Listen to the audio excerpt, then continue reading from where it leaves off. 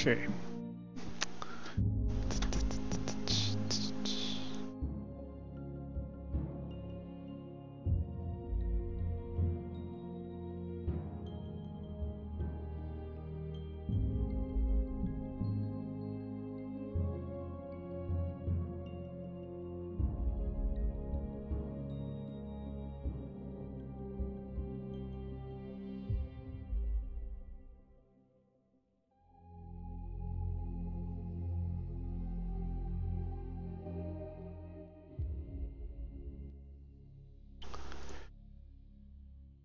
What's up, everybody? I'm Mr. Glasgow. This is Mr. Glasgow TV. It is Monday, October 16th, 2017.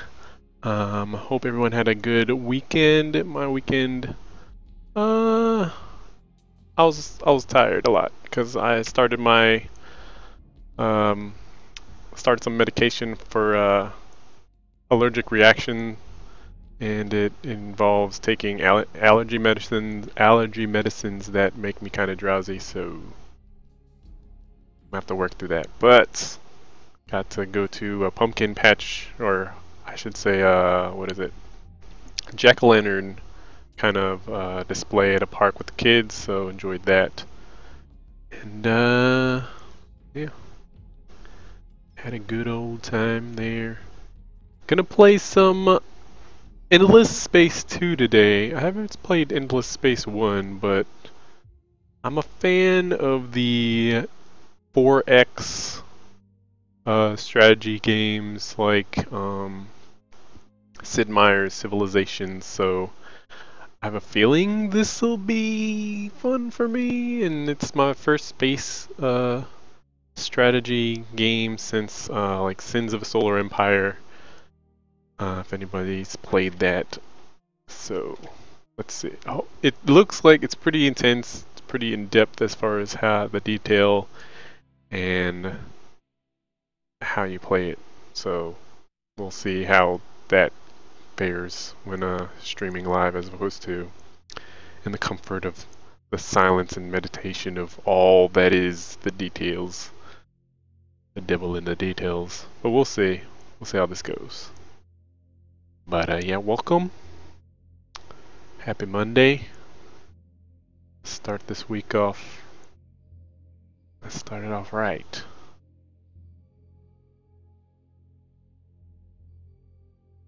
Dear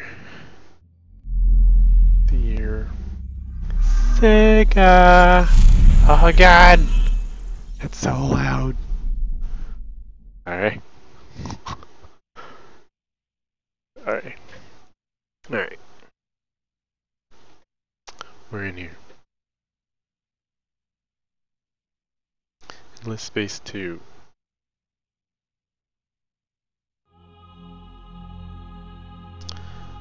As far as I know, it's about exploring space, either just expanding your own empire in the way you see fit, purging the empire to remake it in your own image and intent.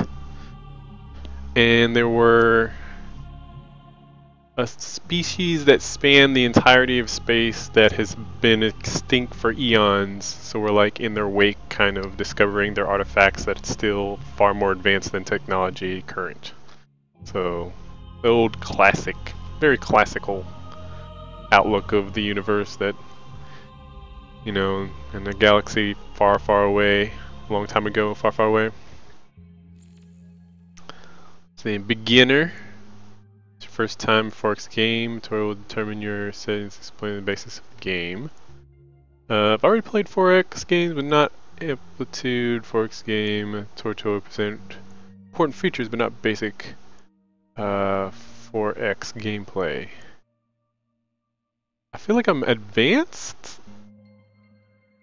I feel like I'm advanced.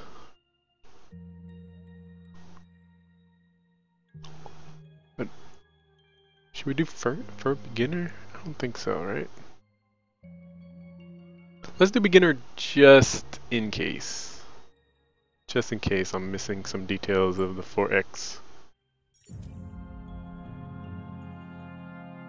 It did differentiate an Amplitude 4X game versus another 4X game.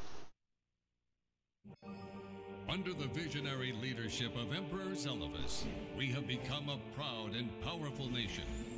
It is time to rise up, grasp our future, and seek our destiny among the stars. Imagine the future that we can build.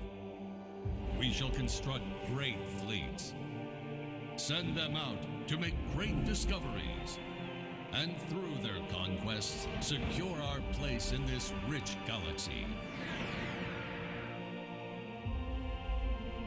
We will discover new sciences and new life. We will greet new peoples and turn them into new patriots. Together, we shall leave our mark on history. For together, Yeah. we can become anything. Did you just straight up conquer that dude? Whatever the cost, whatever the effort, let us not shy away from the greatness that is our birthright.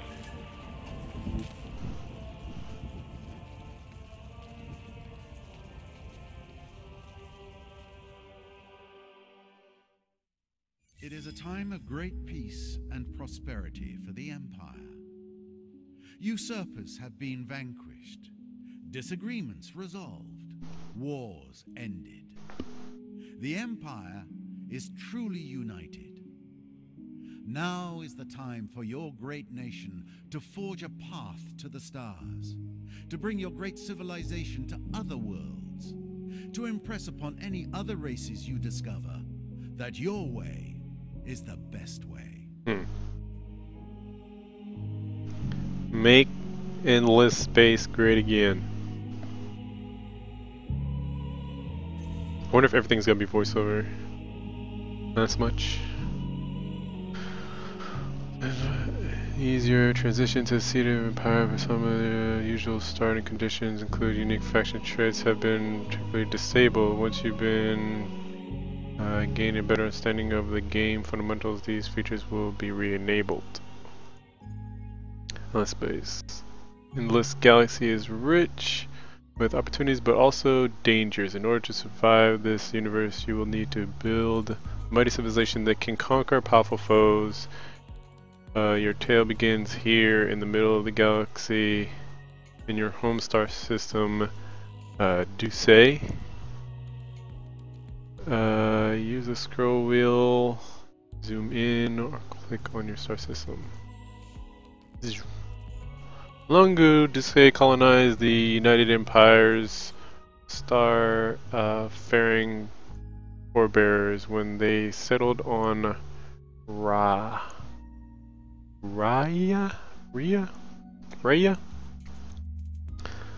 Today is the beating heart of the Empire's ambitions, but can be made even stronger. To strengthen, you must master the production and exploitation of several resources. Only colonized planets' resources can be used. Oh Lord, lots of dots. 5 key resources are critical. Food, okay. Industry, get it. Dust, whatever that is. Science, and influence. Their production per turn, clock thingy, on any colonized planet scales with the size of the population, people living on the planet. For example, Rhea, with its population of 3, base population is multiplied by 3. Where is it?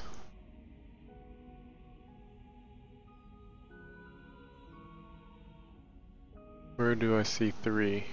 Maximum population is 8.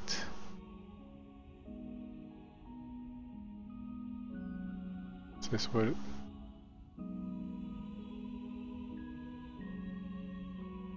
Where am I supposed to see 3 at? This is the name of the system. Information for the population inhabiting this system. Sys 3. So does this not have one? Next population 7. Example raise population of 3.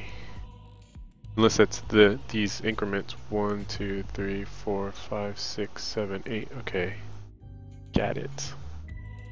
I don't know why they don't give just one more extra symbol right here instead of having to decipher that this is the base 3. Just like, but now that I see it, my intuition kicked in. See, they didn't do that, or did it? The total FIDSI production of the system scheduled for the next turn is displayed in the side panel. Note that even though there is only a single colonized planet to say system, the total FIDSI production is greater than Rhea's production. That's because of system improvements. Special building. What is that?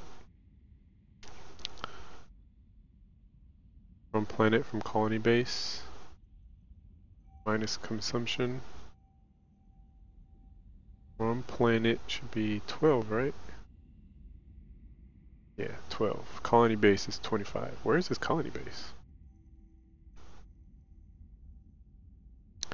Boost. Galactic HQ, planet. Planet, Galactic HQ. Galactic HQ, but okay, got it. System improvements. System improvements will play a vital role in your empire's development as they will help to enhance the strength and minimize the weakness of the system. The list of system improvements constructed is accessible through the system side panel. What's up, Scotty? What's up, McCurts? On Twitch. What's up, guys? Open system improvements construction on the system, allowing you to optimize your upkeep costs. Do I want to click this? Oh god. System improvements total to say 20. Colony base system improvements. Your empire to grow. Flourish. Your plans must be well organized. This imposing administrative center ensures that finances, defenses, and commercial affairs run smoothly. Okay. So I'm trying to think of how this works. Galactic HQ. Upkeep of dust. So are these, is there an infinite number of improvements I can make, or is there a slotted thing? There's a scrap system, so I'm assuming there's a limit to it, or I guess the upkeep is kind of your burden to want to keep these not exponential. It's my guess. Tutorial guy, where'd you go? Do I want to click this?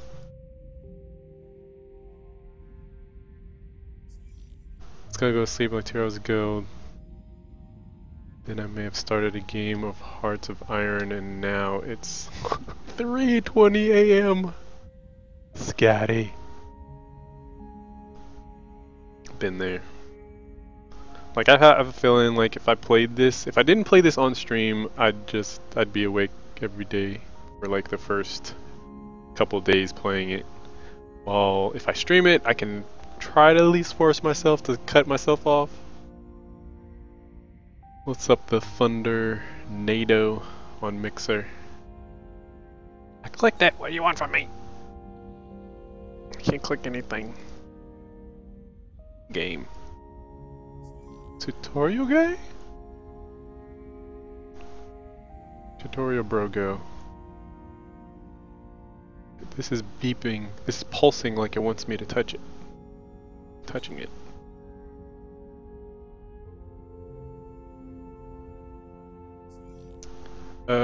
I guess, I don't know, just start doing stuff. Like, what's this?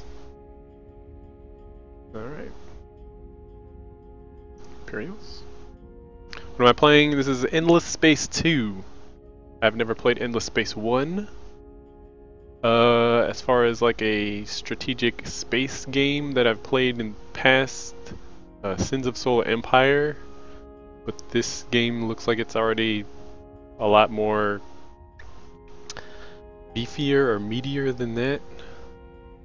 Played Sid Meier's Civilization, but once again I think this is a lot more intense.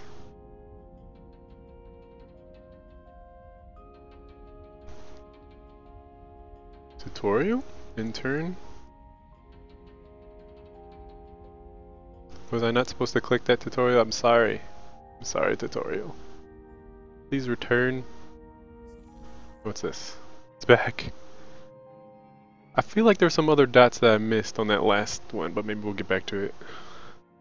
Remember, information is power. Hover the cursor over the side panel and learn the United Empire's unique faction affinity and traits. Understanding and utilizing these characteristics will be vital to success. Hovering. The Empire is still theoretically under the control of Central Monarchy. However, the rate of expansion means that the society cannot be ruled that way effectively. In fact, the systems of colonial diaspora are colonized by... Ah, God! The Thundernado, thanks for following on Mixer. You gotta go. Well, appreciate you with the follow. You find something to stop me. The threat of not getting up in the time for lectures and missing them is, work for me, Scotty. Scotty too chill for his own good. Stream? Based on what I've just said, streaming forces you to kind of cut your content short as opposed to going for like, I mean, people stream 24 hours, 48 hours, 72 hours all the time, but I feel like there's more of a something there to kind of be like, okay, time to call it.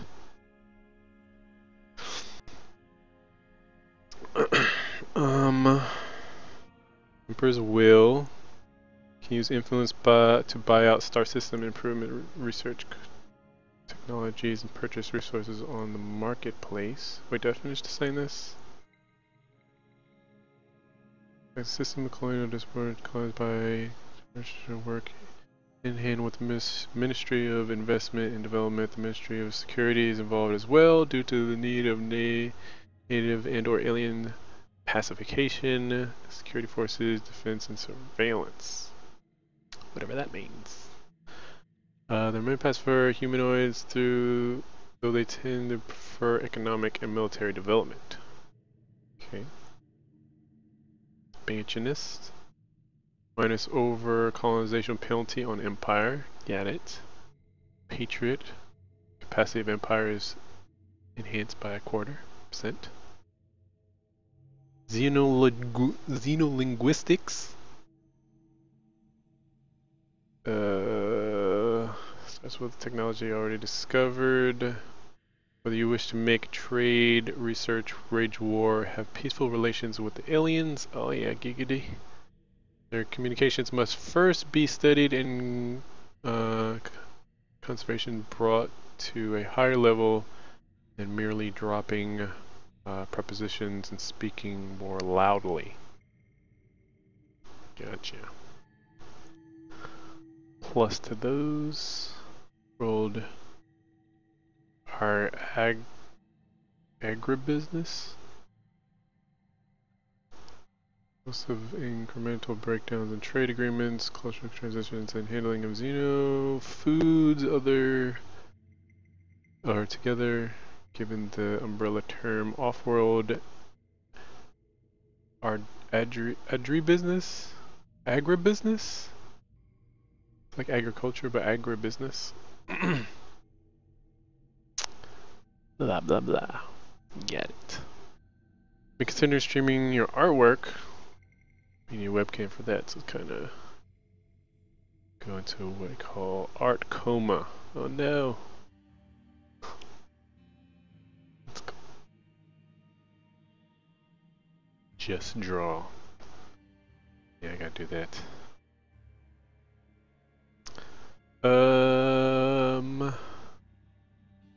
What's next? In addition to the Empire's summary screen gives a very useful overview of the Empire's star system, providing you with the ability to perform most of the common system actions: querying, construction, or queuing construction, searching curiosities, and moving populations.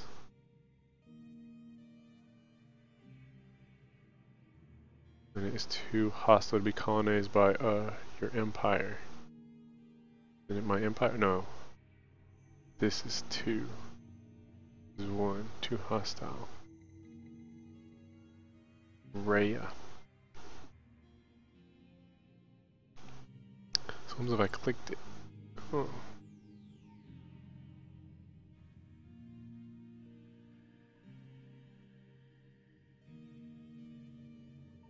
Missing technology. Preparation inhibitors. Maximize exploration. Get it.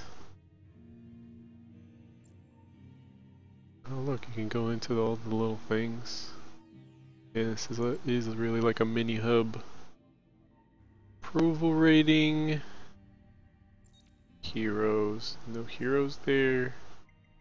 Construction. Oh, you can construct all the things. Okay. So, how does an empire emerge victorious? Select the Victory tab to learn the many ways an empire can become a galaxy's dominant civilization. Victory. Score. The highest score in the last turn of the game depends on the game's settings. To win, increase your score by gaining population, colonizing and upgrading star systems, research technologies, improve their trade network, and your heroes winning battles and completing quests. Get it. Supremacy. Bring all major factions, homes, systems under your control. Progress. You own 1 out of the 4 required major factions home system in the galaxy for this tutorial. Okay. Conquest. Bring a certain percentage of the star system under your control, depending on the galaxy size, number of players, etc. You own 1 of the 39 required star systems in this galaxy. Isn't that like a spoiler to how big the map is? Research. All 4 victory technologies to win.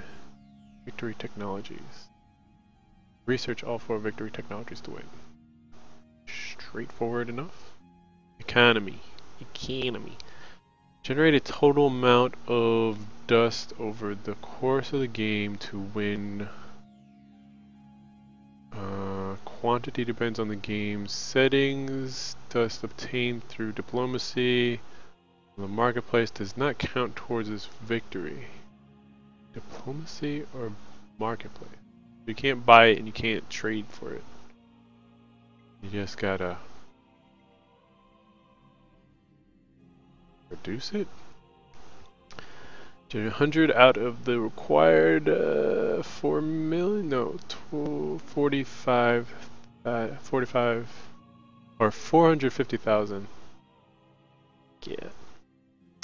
The commas in there. Build the victory wonder a certain number of times to win. Build 03 required obelisks of all space-time. Right. Which way would I want to go? To explore what nuances the game has to offer, I feel like going for research is good. So you can like research random stuff and be like, oh, this would be good for supremacy or economy or wonder building, score, period. Alright, what's next?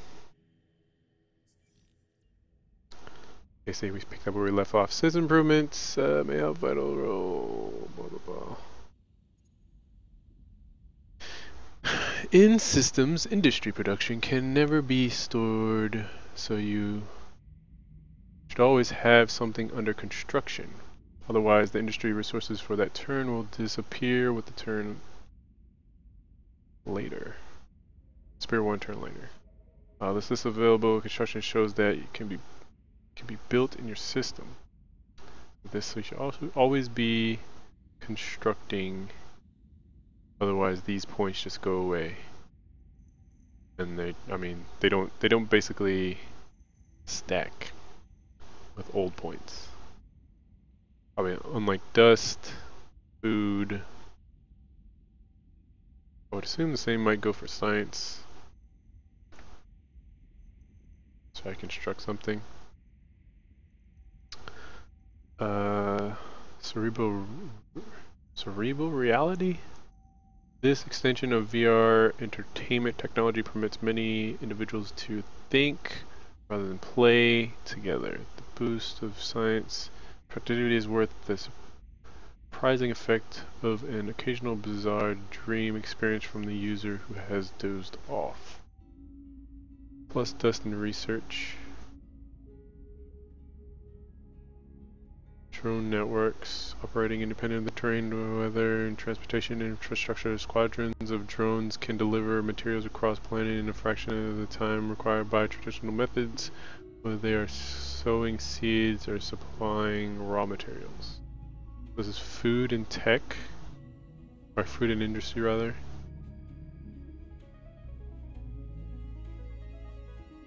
But understand the alien biospheres, alien workers permits the development of industrial projects that take these into account, adopting tools, sites, and processes to local environments. Large projects become much more efficient. This is all about industry right here.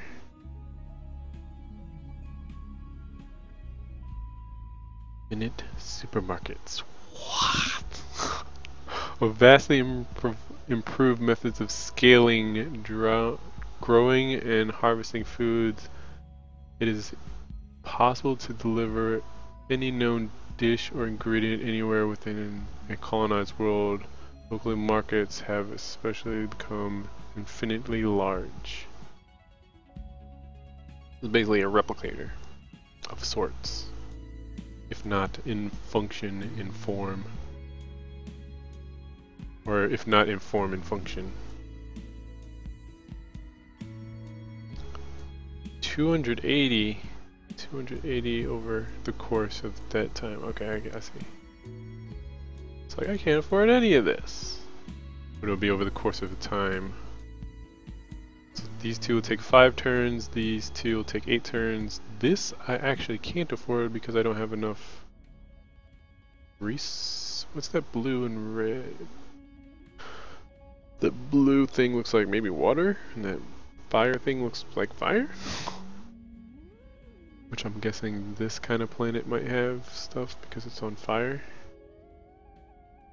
What does that mean?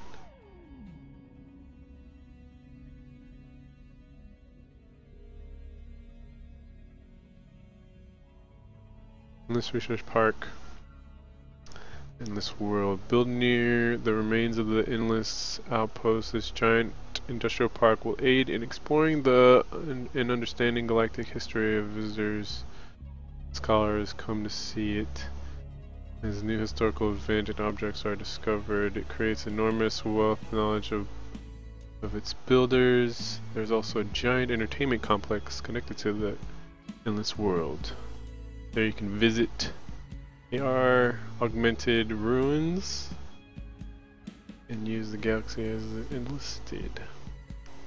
What's up, Space Lord? I'm actually playing a space game. I mean, I guess XCOM can be considered one, but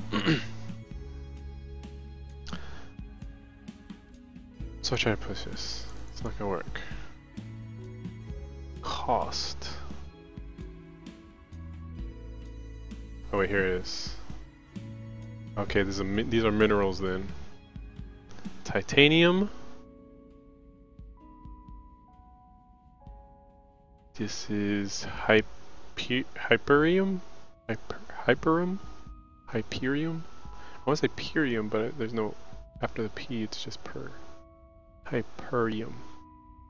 Hyperium adamantium. Fake me out, adamantium. Strange ally causing many living planets and destroyed by black hole. Adamantium, not adamantium. Antimatter. Is that dangerous? Orichalix.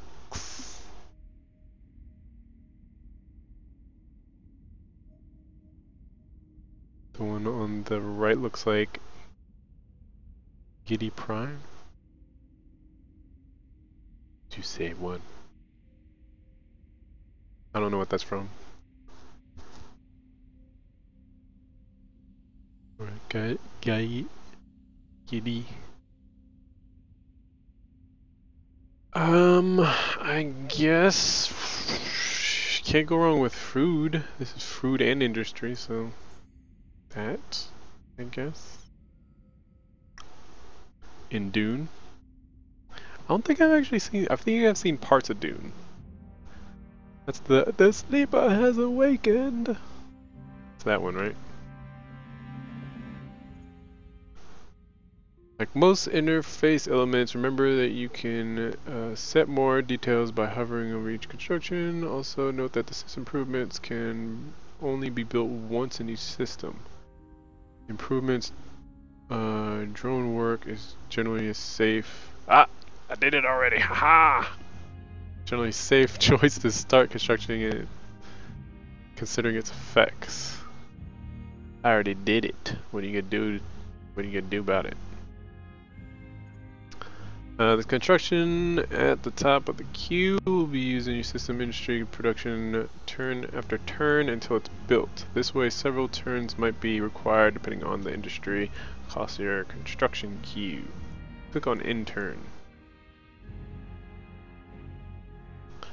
That's the one. Did Wabe watch that, huh? Intern. Look up.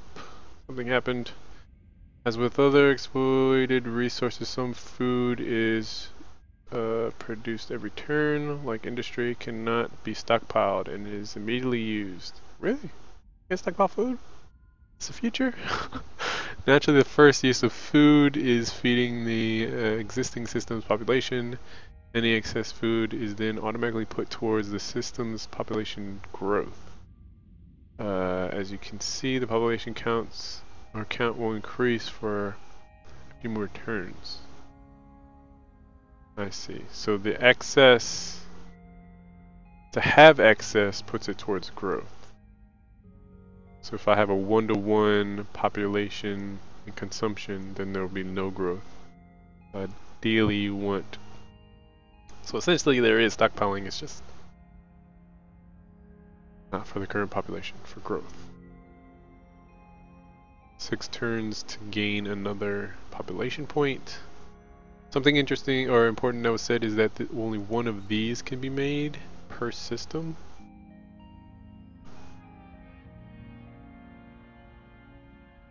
But then... I wonder if the effects of that only apply to this system or across the galaxy. Probably only to this locally, I would imagine.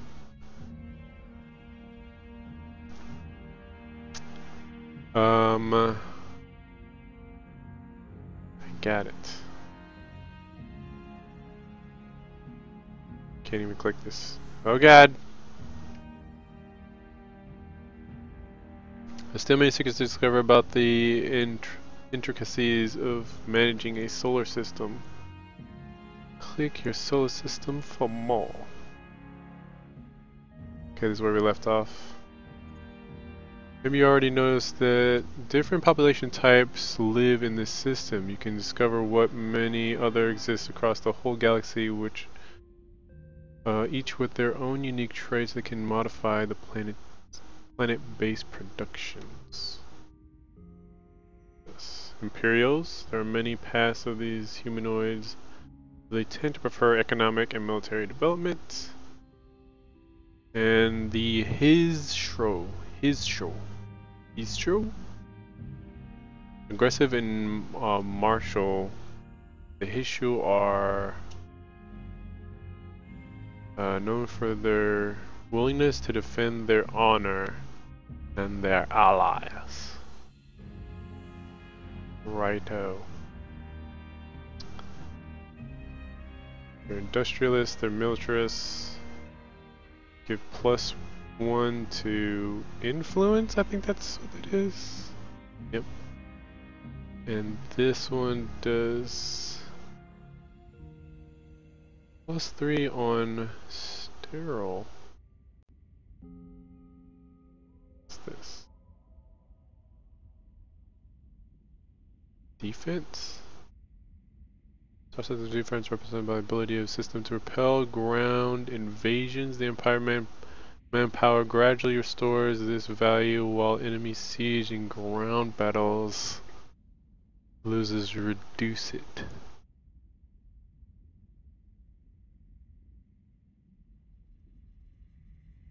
Okay. Empire manpower. Got it, I think. Currently have 44 troops. Efficiency is 100%. These guys give +30 on sterile? +20 in general? I don't know. Preference luxury is a crosshatch. Preferred luxury is a... I can't click, or can I click it? What's their luxury?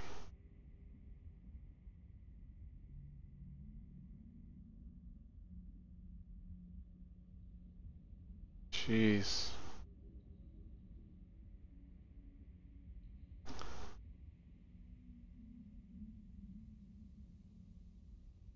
Industrialists.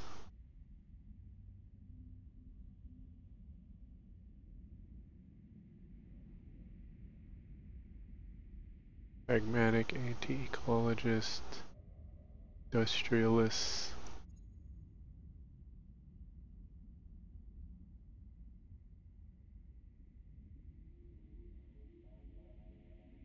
Marshals, anti-pacifist, anti-science. What are these little symbols here?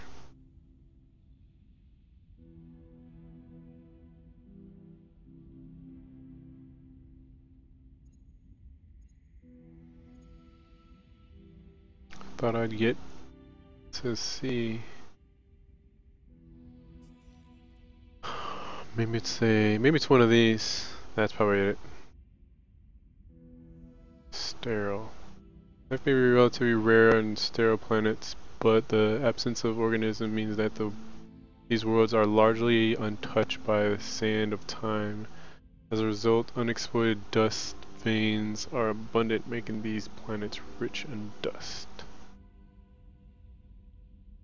So if these sterile guys go here, this will be boosted and there'll be more dust maybe? I don't know.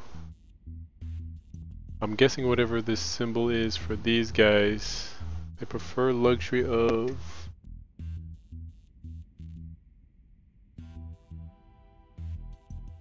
It looks like... I don't know. Stones with shapes on it?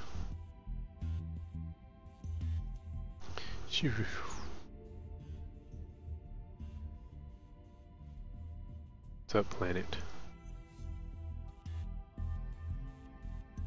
Cumulus, the different population types and system, blah blah blah.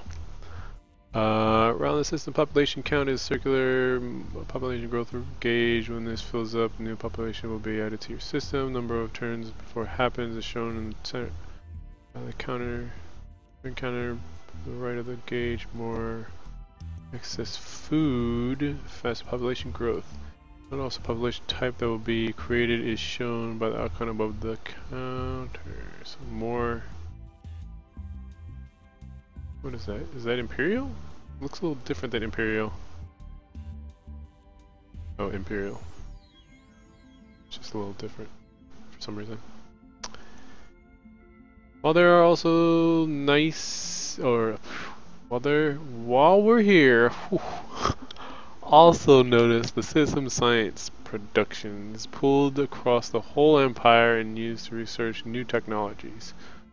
Open newly accessible technology screen to learn how to research some game-changing tech. Okay.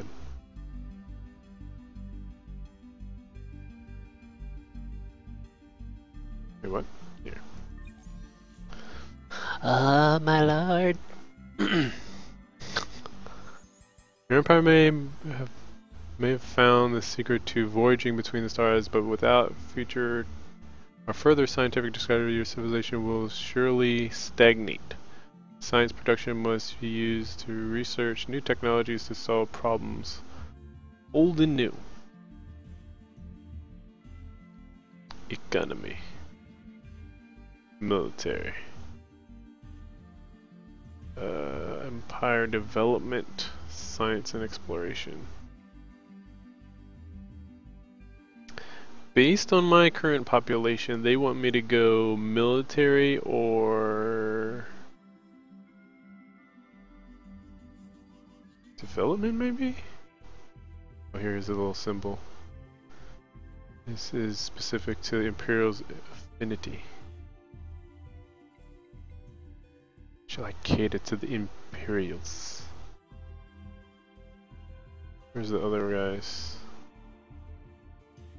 Technology is specific to Imperial affinity.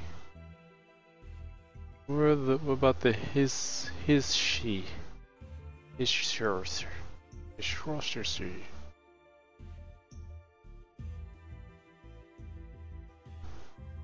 How do I determine what is specific to their affinity? Let's see their symbol.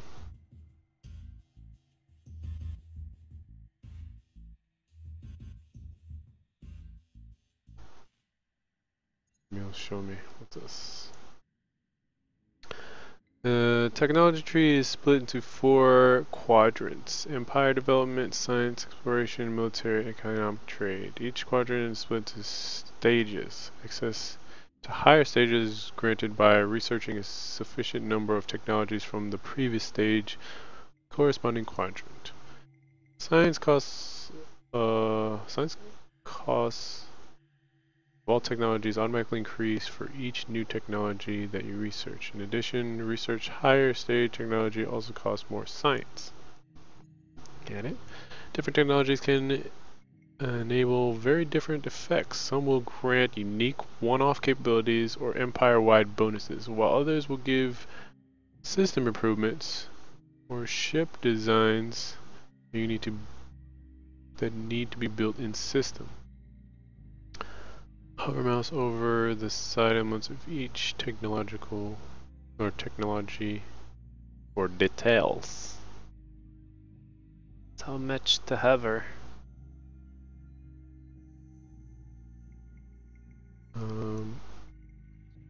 What's this?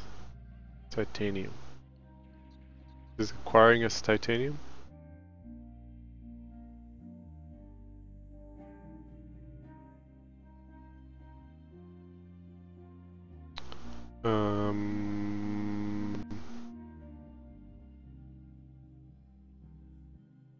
Just keep going with this.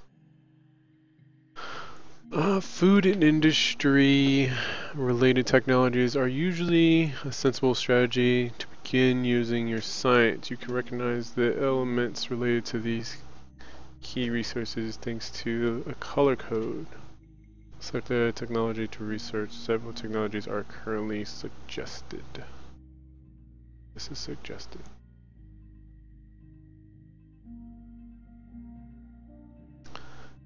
Plasma metallurgy. Careful control conditions. The application of extreme high content through the molten metallics can produce metal plasmas. Aside from being fascinating to plasma scientists, these substances can underpin some engineering marvels. Okay. That's there in the queue. 5 turns.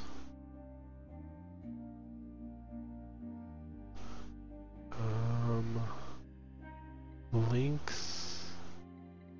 Exclusive tech. Where's exclusive tech? This. Customize logistics. Mineral manipulation. Advanced fusion power. Blah blah blah. I want to see if, like, if I didn't want to cater to the Imperial population, if I wanted to bolster the population, the his population, where would their stuff be? I wonder. They were military, I feel like. But here is Imperial again.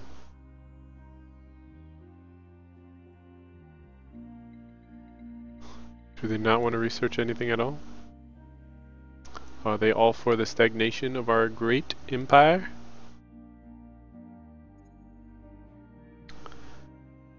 The selected technology will take a fixed number of turns to research depending on your empire-wide science production. Note that several technology can be queued in your turn when you're ready.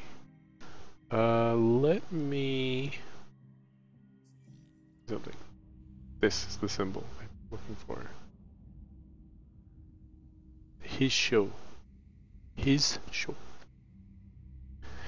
His show. The militarists. Industrialists. I mean, I guess if they're going hand in hand with Imperials, and I have this crown here. Major population within your empire, so I'm thinking this might dictate what I see in my research. So if I cater to what they like here, so if I go militarists, anti-pacifists, anti-science, then the population might shift from this, which is more industrialist, to his show. Then I can go to research, see what the his show are about. Like I keep saying, they're militarists, so I'm thinking going into this is a safe bet. Enter. What's this? And this galaxy is a rich one. And as for Empire explores the stars. Alright. Your Empire explores the stars, a chance of coming across unusual places happenings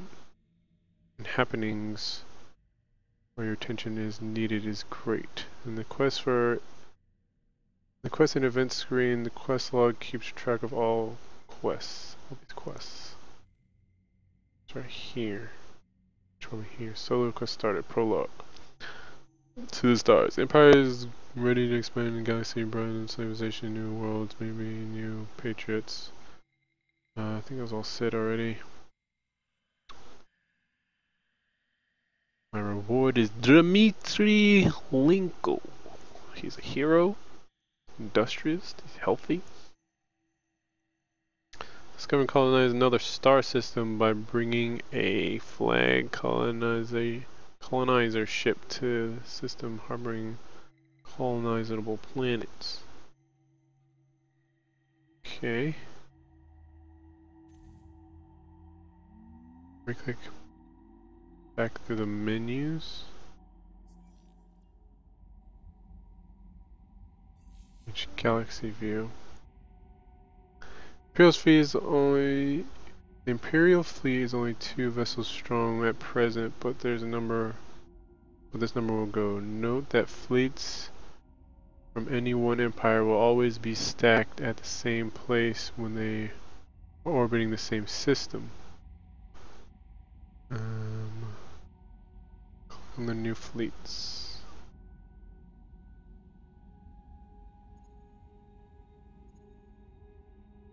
This one.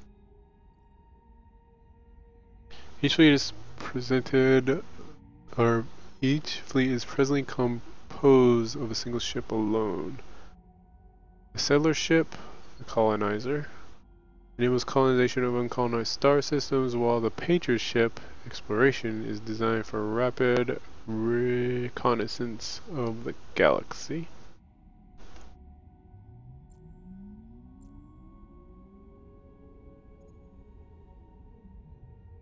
True.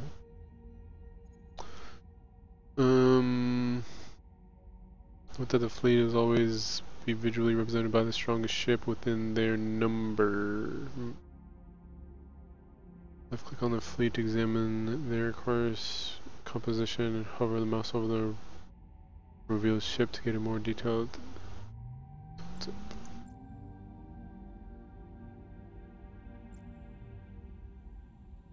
Settler ship. Okay. 15 offense, 56 defense.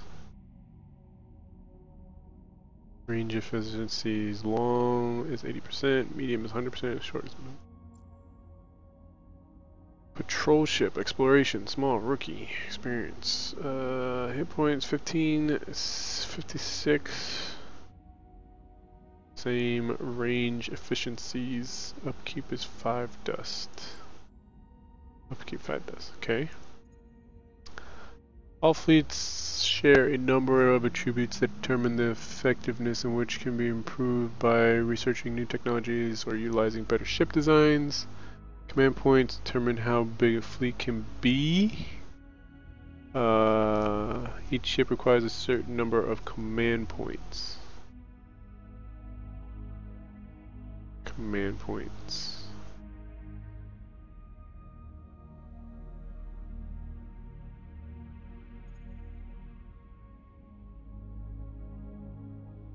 What are the command points?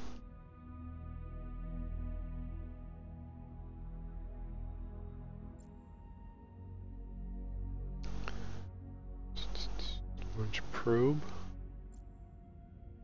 Colonize, attack, invade. Star expedition. Launch probe, attack, invade. Command points. Trying to see if I can find it without it having to tell me. Oh, guys, I have one. One command point. One command point. Well, where's my base command point?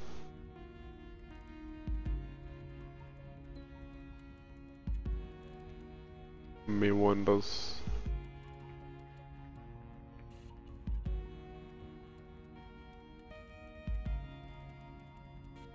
Command points. Movement determines how far the fleet can move along a star lanes in a single turn. For a fleet with several ships, this will be determined by the ship with the least movement points. Health represents the sum of the health of every ship in the fleet. Okay, now it's time to strike out on your home system. Discover habitable planet colonized. For now, galactic travel for fleet is limited to star lanes. Keep in mind that fleets cannot be modified or even redirected while traveling. They must reach the destination before they can be issued new commands.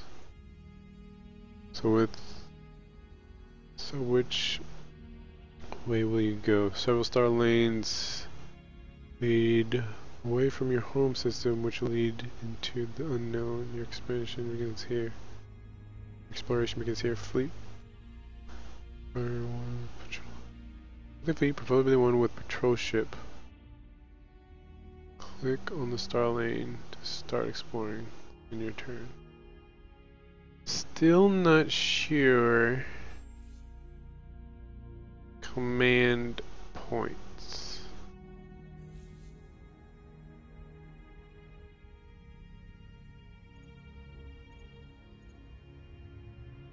Command points determine how big a fleet can be.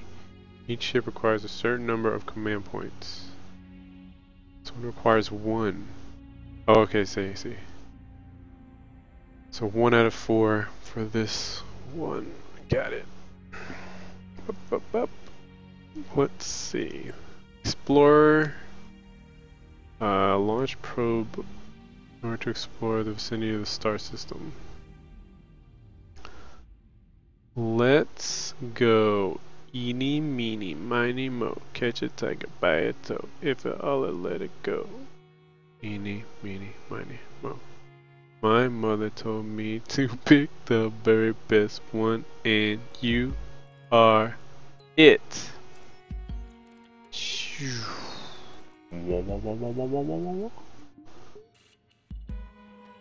Nice. You did it. I guess I could have merged these two. Or I guess I gotta have this guy wait. Because if this is dead end, this guy got double back, it's a waste of resources.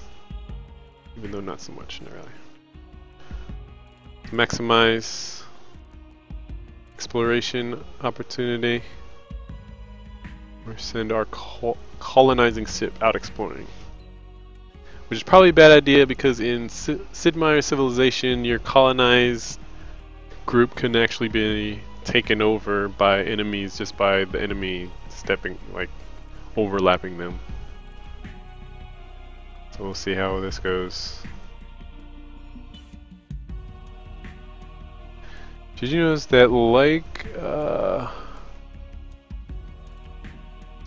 that, like for your star system, your fleet can see a certain distance across the galaxy? Beyond this, the crystalline sea hides mysteries, areas you have yet to discover. Not that another Empire fleet will only be visible if they are within range of vision. Alright, now that it's up to you to decide when to end your turns. As a guide, you should always remember to check your fleets, your system constructions, your technology queue, while idle empires do not conquer the galaxy. Keep up the good work.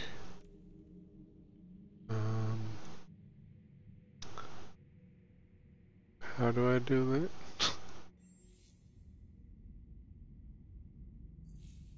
Star system, economy. This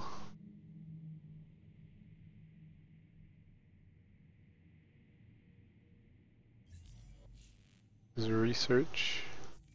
This is mission. Do I have to go into each individual star system? There should be like a summary of all the star systems though, right? What view was that?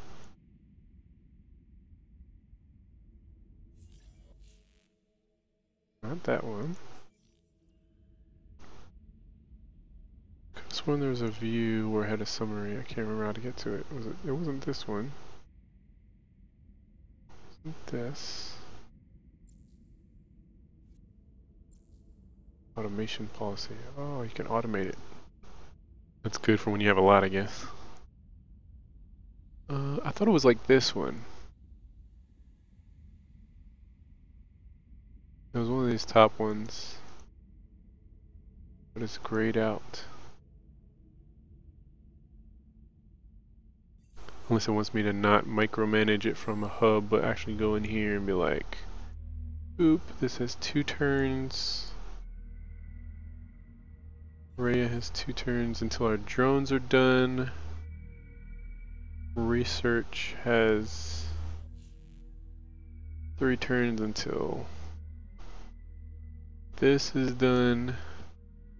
And then growth has 3 turns until we get another population, which will be Imperial. Oh, can I move this? So.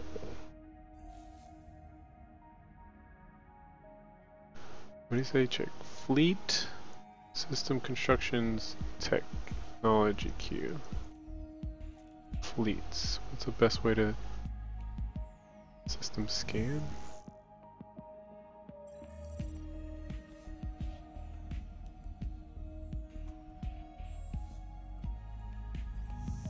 Management. Star system management.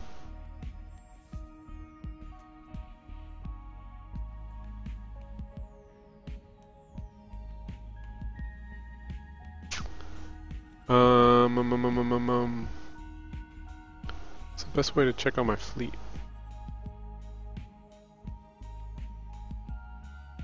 Should there be like a all fleet? Oh, once again, one of these that's grayed out. So I feel like I'm looking for the correct things to kind of macro manage, but right now it's trying to teach me how to micromanage. This ship is good. This ship is good. In turn. Oh, where you going? Oh, he's just parking. Parking right there. What'd you get?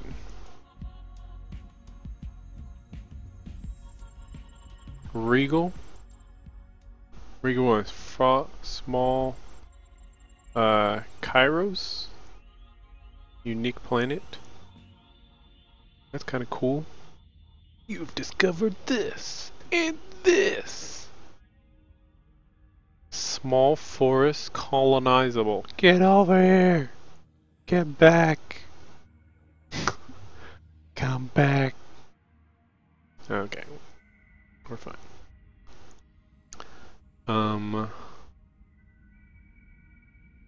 This one's like ready to go. Should I send? This one has probes, isn't it? Oh, I did notice. Did you notice that explorer vessels come equipped with automated probes? Yes, I did notice. No? Then let me explain. I said I did! One of the uses of automated probes is to help you discover the galaxy from Explorer's fleet action plane. Select launch probe action, then send your mechanical emissary off to the unknown.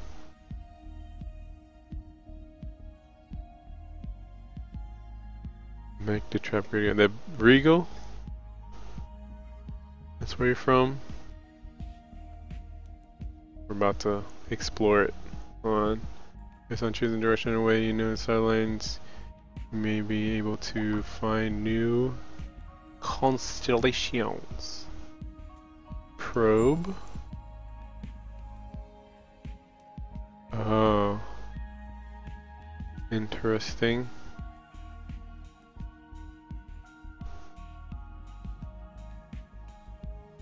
I feel like let's send it down this way. Boop. Just gonna go exponentially that way now? What's the deal?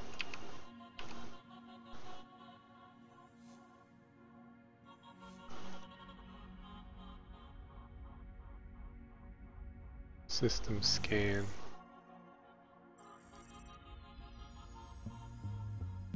Is this the furthest in I can go? Regal 1. Trees, gorgeous trees. Every scrap of earth colonized by the woody specimens from rubber producing sapwoods to iron barked behemoths. Fuel, shelter, food, and an ecologist's wet dream. Oh. There are few worlds that can match these planets for broad appeal. It's small, there's forest, temperature, fertile. My home.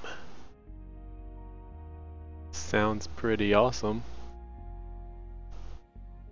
I envision like Tarzan like vines everywhere, you're just sliding around, skiing. I think that's it.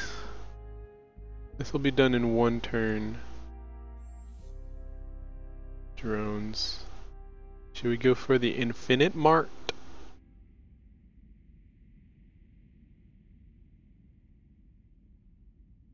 Let's see. I could build a settler ship. I think that's what this is saying. How long will it take? Take 4 turns to build. Let's try expand fast. So we'll get that in 4 more turns and send it. Maybe we'll send this one to Regal. And then this one will just go to whichever one it's already on its way to.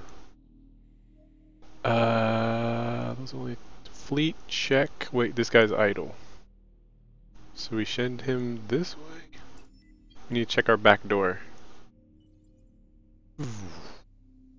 Make sure there's nothing going on back here. So probe's going this way. This guy's going that way. Should probably check out that way. So let's get another patrol ship queued up. That's gonna be ready in 7 turns. When the settlement ship is ready, it's gonna go to Regal. When another ship's ready, we're gonna send it that way.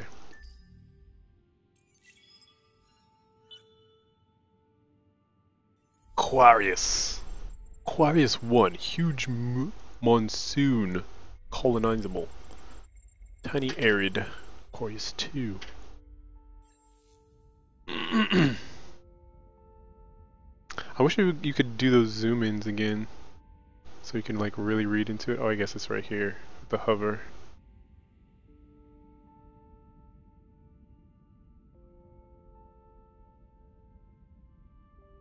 Interesting.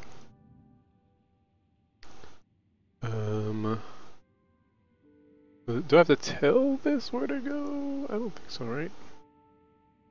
Probes on. I'm assuming probes on autopilot.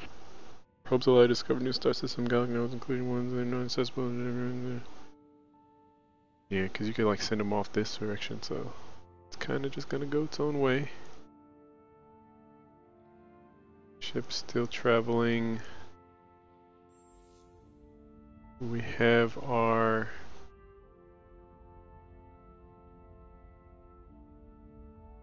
how do we know that we built something here?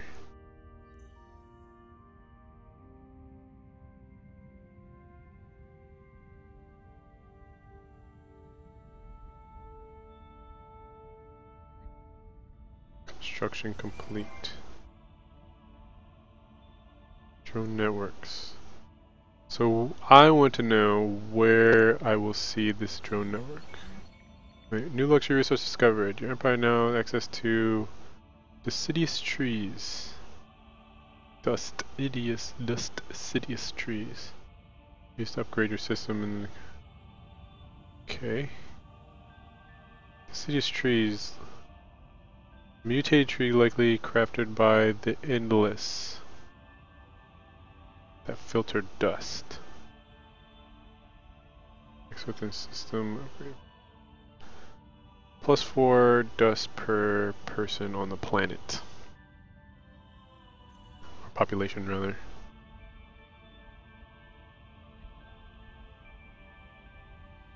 Still. Click to order, execute them.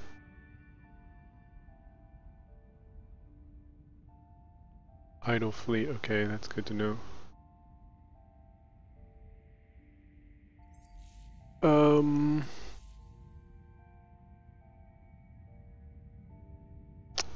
What am I looking for? I should probably queue something in here when this finishes. Suggested. Plasma. The industrial infrastructure. This is working on it now. Atmospheric filtration.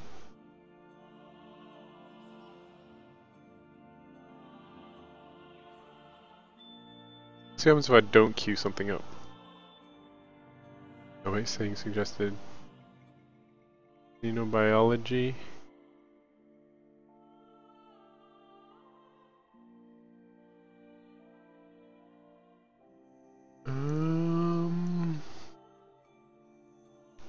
In-way fusion. I don't know what any of this does. Like I need to see what the end game is and then kind of be like, oh yeah, I'm about that. I guess we're going industrialized.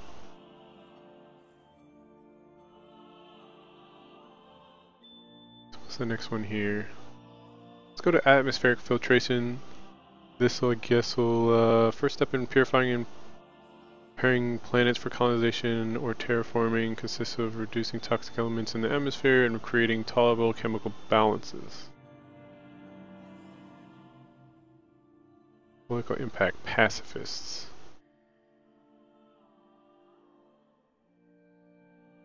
That's that one group.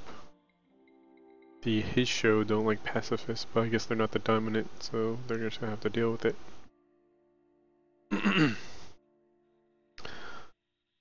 What's up, the 3 network? T33 network? What's up?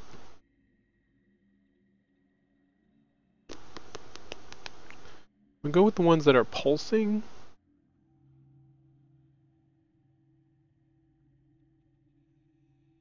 But it's pulsing in the direction that my population doesn't particularly like. My population wants to go this way.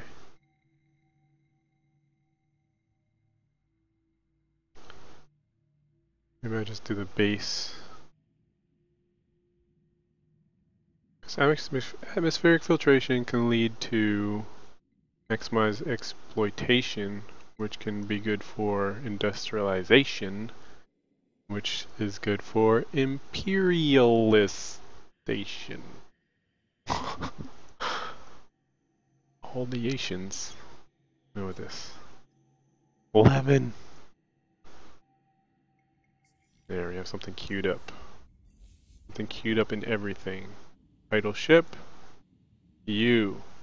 Can you... Oh, just do this one then. Set colonize.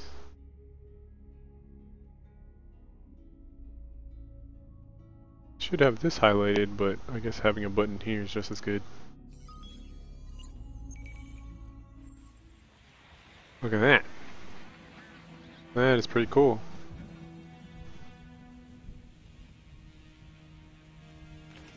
We are invading this planet and its virgin resources. Shall be ours. Oh, we didn't read this. No rain. It was raining when we got there, and it's weird. No rain for most of the year, and then an absolute deluge for days upon days upon days. Wow. So many upon days. Wreaks havoc on transportation networks. Plants love it though, and apparently even higher life forms do, given the inflated fertility rates. Guess there's not much else to do when it rains for days. Get it? Even the animals there are like, man, it's raining, what do we do? I mean, I guess we get it on, right?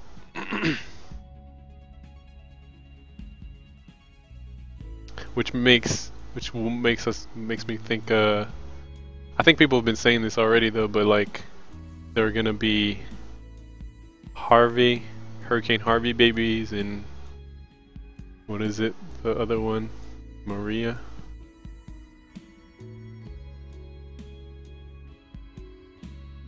Meanwhile, in Puerto Rico, all the babies. Well done with the outpost to save it. Outpost established. Migrants will begin to arrive in a new homeworld from your empire. Form of automated civilian ships that you cannot control. Once enough of your people have arrived from a single population unit. 33, the 3 network. Thanks for the follow. They're on Twitch. You cannot control once the population arrives from the single population unit plus colony, and the system will be yours. Yours. No idle ships. No queues that aren't queued.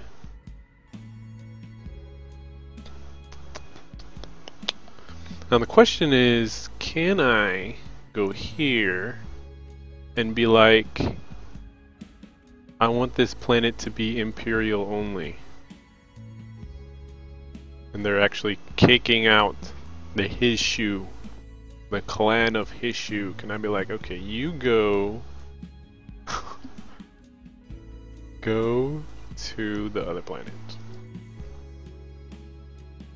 My guess is no, maybe? Can I be like, board this ship?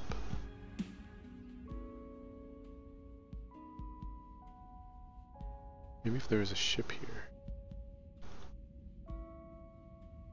No? Okay.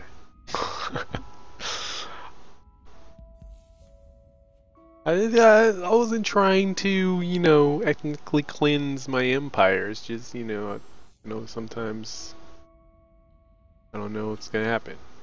People are like, don't like to be neighbors. Sometimes. I think that's it. You can switch between those planets though. Switch between having them as a homeworld. What determines that this is the homeworld?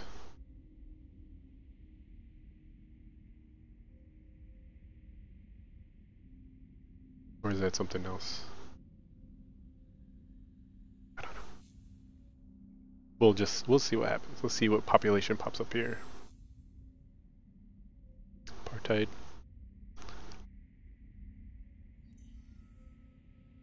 Your population is none. Okay, so that's automated. Civilian ships are just gonna do what they do. You can only micromanage but so much. Okay, what we got here? Large, arid, inhospitable, unknown life form curiosity. Large, inhospitable, large Feni, Hika, 2. Unknown life form curiosity. Hika 3. Unknown signal curiosity, unknown life form curiosity. Hika 4. Lots of planets here.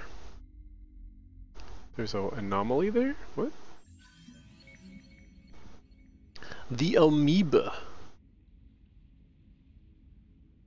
Minor civilization discovered. Discovered an amoeba. Minor civilization of the in the Sybil system. Okay. Start negotiations. Can I rule over them like a god? Is that part of the negotiation? Temperate. Group thinking, they have a hive mind of sorts.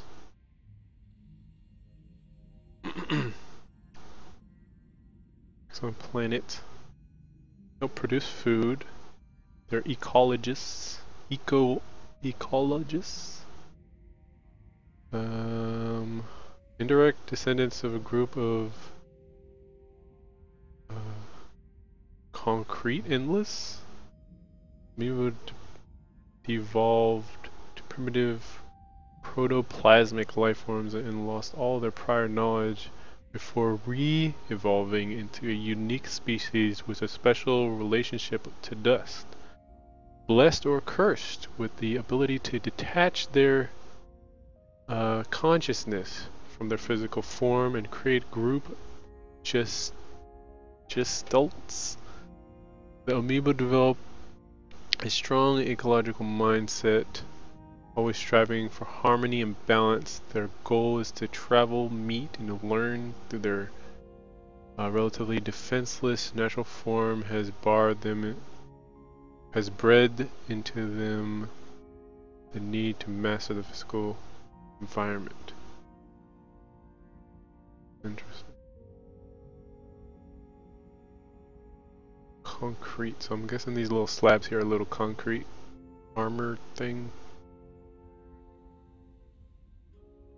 So how do they even do anything? They make me think of the in Mass Effect. They make me think of those floaty guys, the little jellyfish dudes. I forget. They worship the enkindlers. The jellyfish dudes, I think is the official. I think that actually is their name. They don't know you yet. Why don't you come and shake appendages with them? It's free to do this. First contact. The strength of diplomatic relation naturally evolves positively over time. Alter the size of the contributions received, develop better relations, and enjoy higher contributions. Okay. Once significantly strong diplomatic relations have been reached, minor civilization will be in position to be assimilated. This can also be achieved by force through assisting via conquest. But note that once military methods are employed, other routes are no longer available. Whatever action you choose, once assimilated, as well as taking ownership of their star system and shutting down new pirate fleet generation, you will also gain their pirate fleet generation. Also gain their special assimilation trait.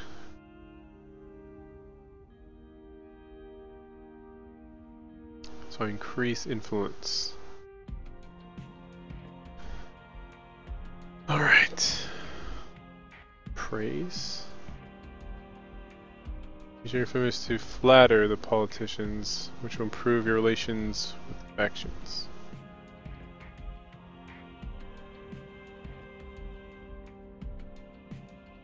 That relation must reach 75. Assist, declare war, selective migration.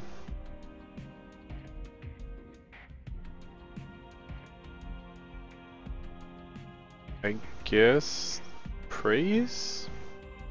Praise until it's ready to declare war, because that's the type of mindset my population embraces. They won't actually like me being peaceful here.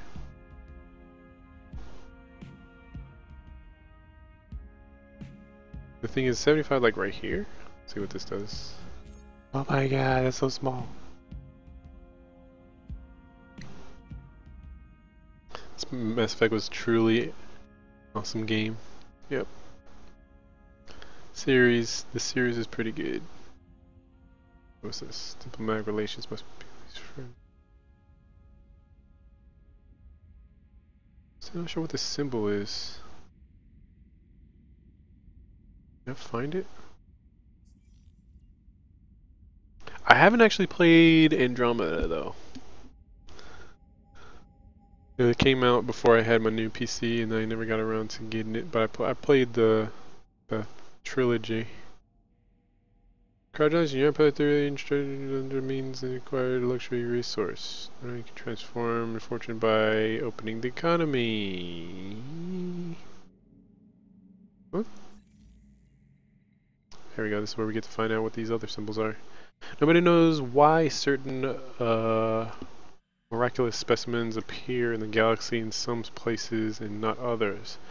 What is certain is the luxury resources can change empires. With up to 16 unique specimens able to exist in the galaxy, they are automatically exploited from your planets that have revealed luxury deposits. Other means of acquiring them include exploring curiosities, completing quests, diplomatic exchanges, and buying on the marketplace.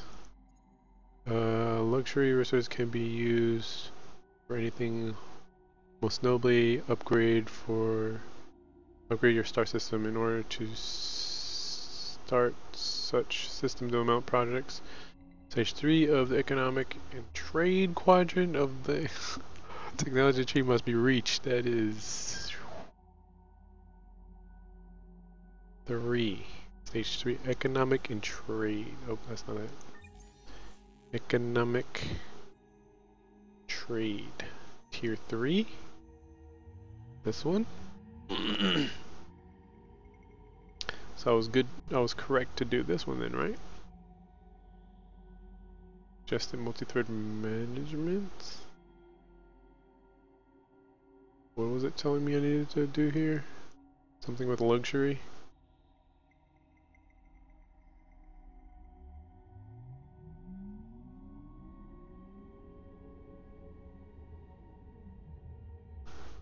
Trade on a galactic scale requires agreement, laws, regulations. Probably this one. Commercial framework?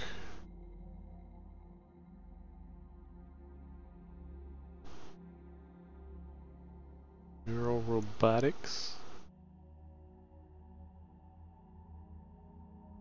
Checklist sites. Science and technology evolve industries make a deal with. Why did you just say straight up? Unless it's this.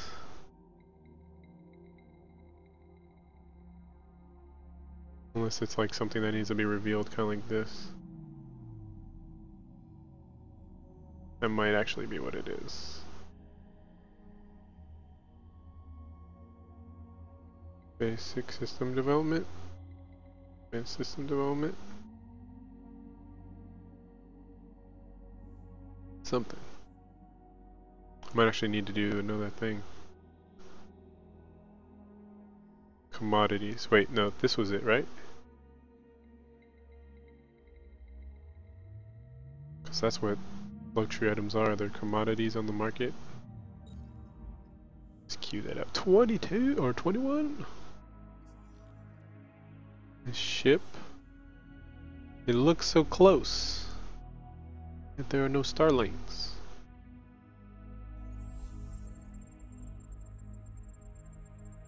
Okay. Did we not already do this? Song and dance?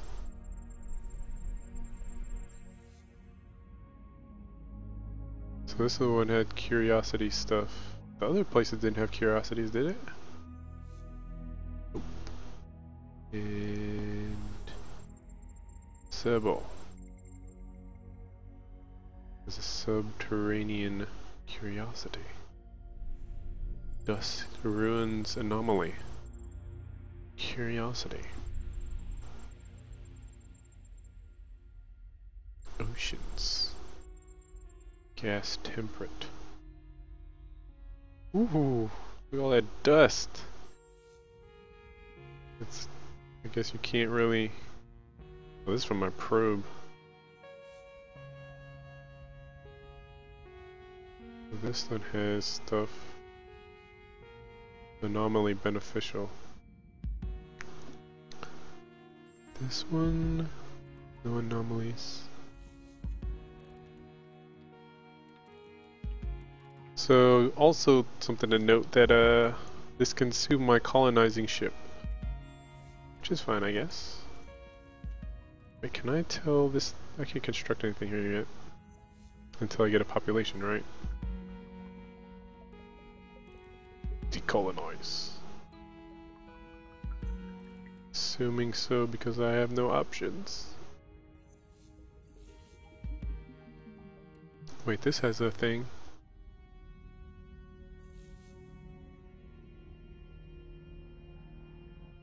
Curiosity. So I think Heka is where we found the thing. Trying to feel detrimental.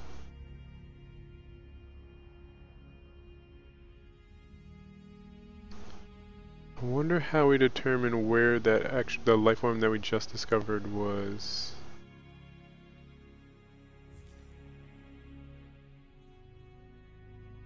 Sybil. So actually over here, it communicated with our drone then?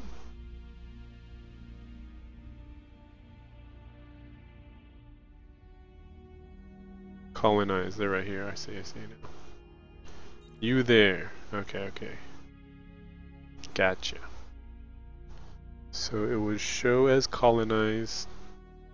Otherwise, no real indicator. I guess this symbol here.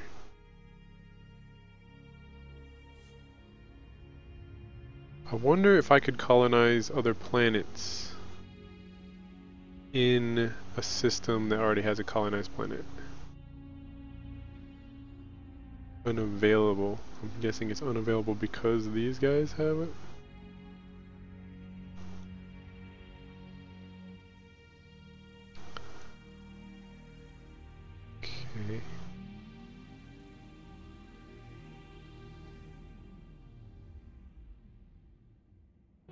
What if I sent a probe out in this direction?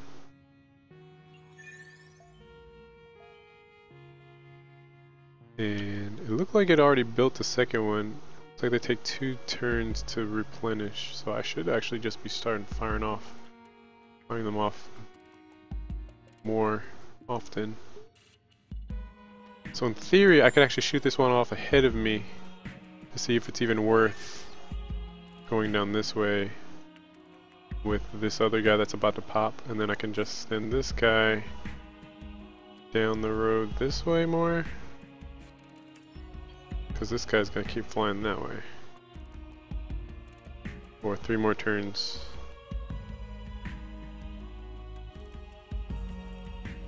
Research complete.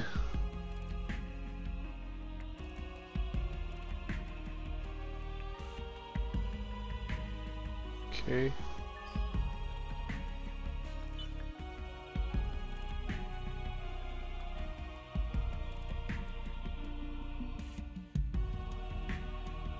Not yet. Are we building anything else? Interplanetary transport network. Am I supposed to build this? Due to the interaction of gravitational pulls,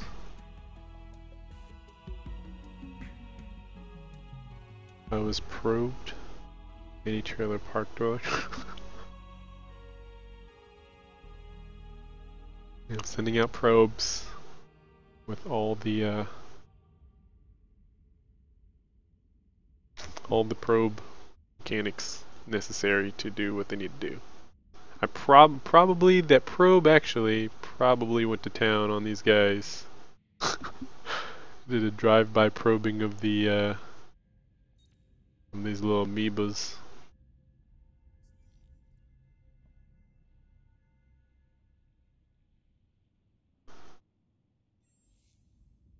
Let me see. This one's new. Actually, I don't remember seeing this. Interplanetary transport due to the interaction of gravitational pulls and magnetic fluxes, low energy paths exist at speed and simplify travel within a system. Within a system?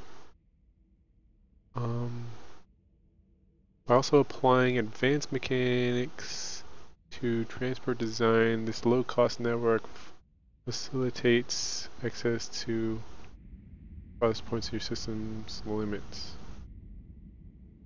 System as in a system? Or system as in like system? Probably good. Good for industry.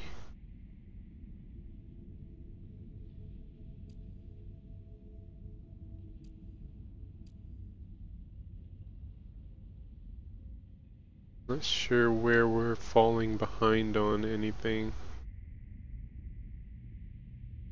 Why not?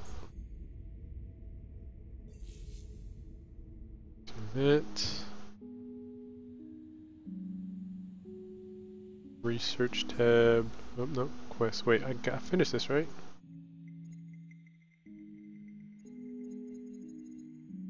Reward. I get this guy. Where's my reward? All I needed to do was colonize a ship, right? Discover and colonize another star system by bringing a colonized ship to the blah blah blah. Reward. Give me my hero.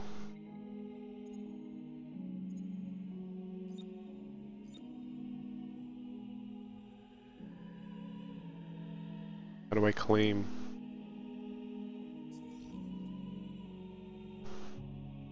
Is ongoing.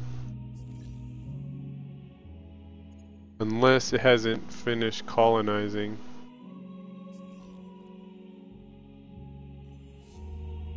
I see, so it needs... it's halfway colonized? And I go here and it says 26 turns. Okay, next step departure 2.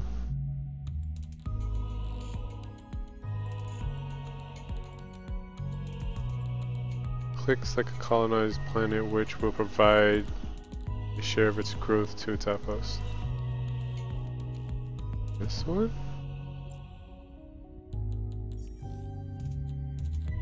So will that increase it? I think it was already set actually. But now I know how to do that.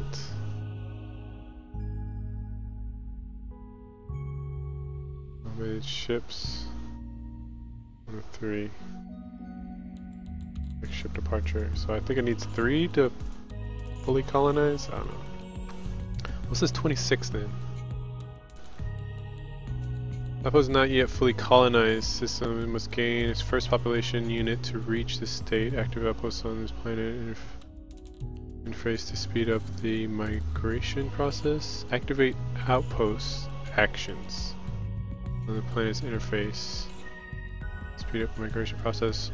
Rival empires can create an outpost on another planet of the system to... Oh wait, system. The first to achieve a population becomes the sole owner of the system. Okay. So, what is... It said... Activate outpost actions on the planet. Outpost actions. Outpost actions. Outpost actions. Planet hosts an outpost of your empire. Okay.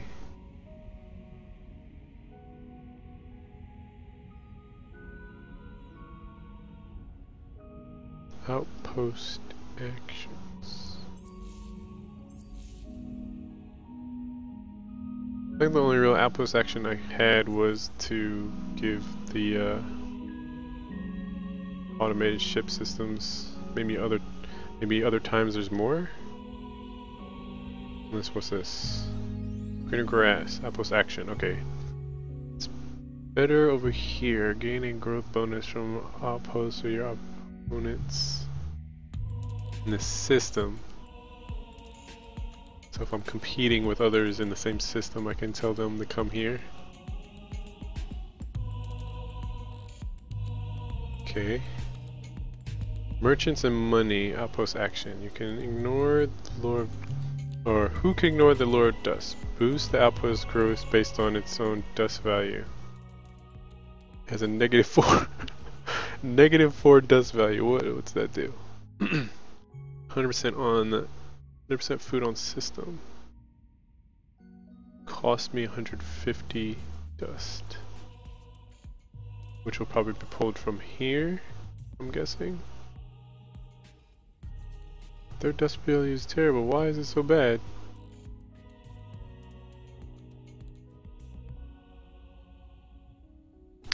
Freehold fanfare. Outpost action. By marketing the possibility of a start over with space, resources, and healthy subsidies, you can double the migration rate from the planet that provides colonists. I need influence. So I just need a base influence of 75, which I don't have. So there are 3 options. Boost colonization from where it's coming from. Make it more attractive, I guess. Well, this increases food, which increases growth. And this is competing with anybody I'm competing with. I guess I could do this one since I'm not really using it for anything else. 10 turns. That's down to 13 turns. 13 from like 20 something is not bad, I guess. The fact that these were actually buttons didn't really stick out. Right? Like, you don't really know what's a button. Like this, I guess it has a circle around it. This, that. These things don't have circles around them, or boxes. This. We're learning. We're learning along.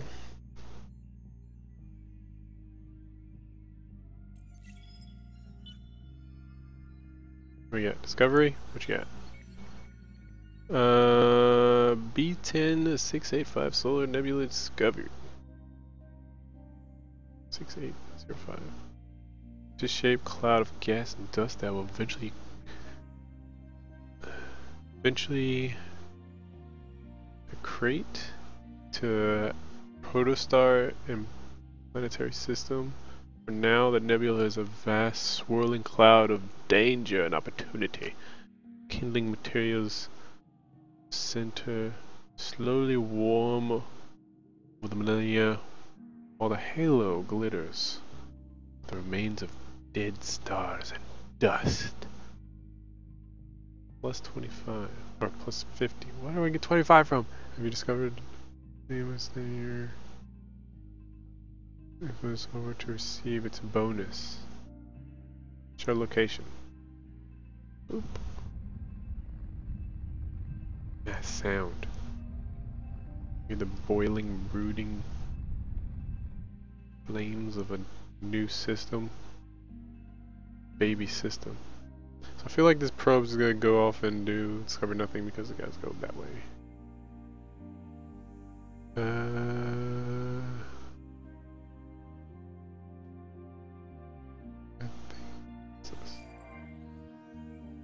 Sailor ship is completed. Should it show here as idle?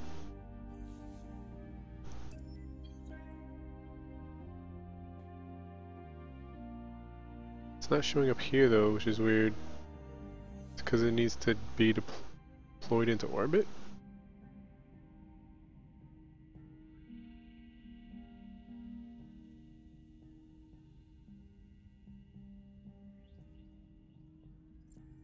Stored in the hangar. Why is it in the hangar?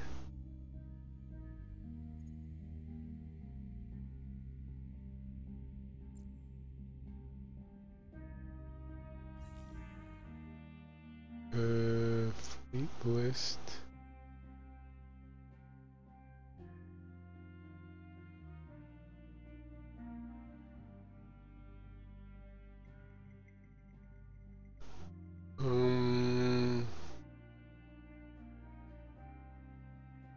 Exploration.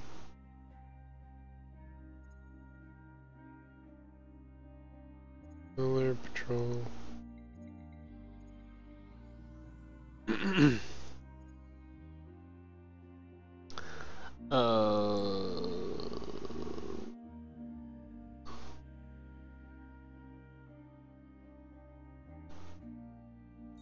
Battle tactics? Sure. Just read it, I guess. Listen up, the tactics panel lists the orders that will be available to you when you go into battle. Orders come in 3 categories: offensive, defensive, and post-battle. Drag and drop the orders you want available for battle, but choose them carefully with an eye on both yours and your enemy's fleets. Power to shields. Team spirit. Barrage fire. Alright. Military status. My issue here is I'm not seeing my 2 existing ships.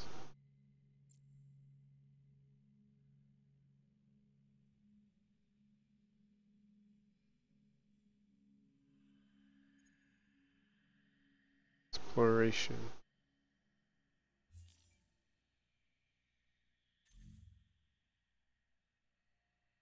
Weird section. This control settler. Construction ships are automatically assigned to the system hangar, a structure which can shelter an unlimited number of ships. Obtaining ships can also be moved to the hangar at any time and is a good way of hiding your military force from rivals. Like your ship on crate to form a fleet that orbits your system.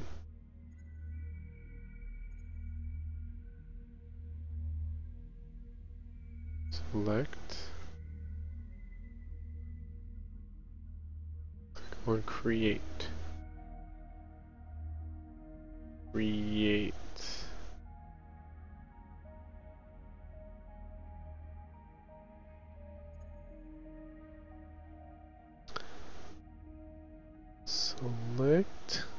your ships and click on create to form a fleet that orbits your system. Where is create? This? Create. Repair and upgrade the selected ships. Latest ship design. So this one. Okay. It should highlight it. Come on. Alright, so let's not mess with Sybil, because we don't want drama with the amoebas. What's this? Tiny Savannah. Talitha.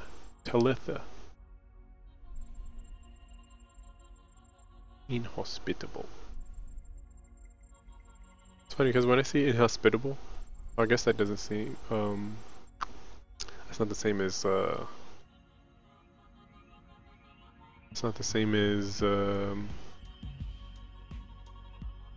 like, I think this one can't be, oh no, it's still inhospitable. So I don't think there's such thing as a planet that can't be terraformed, just like for a gas giant maybe? What has a gas giant? One of these has a gas giant. It was this one. This. Guess you can have a cloud base. Floating city. Well, those are all inhospitables. We need something easily and readily available. These are inhospitable. Outpost there, 12 more turns to colonization. Here we go, colonizable. Go here. I'll have to right click. You're in 2 turns. Oh man, I missed it. Gauging warp drives. We're good with all this.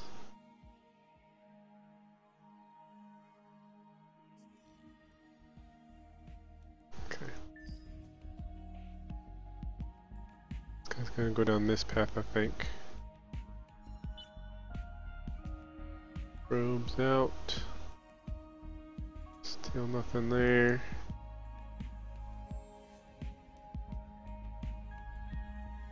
Still working on our next Imperials. The Imperials are coming.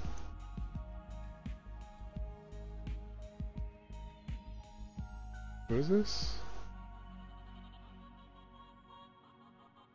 Is this a civilian ship? It must be, right? Yeah, those are the civilian ships. Let it ride. I feel nervous when I take any actions during a move or a turn. It's like I feel like I should be taking some. Okay, you colonize.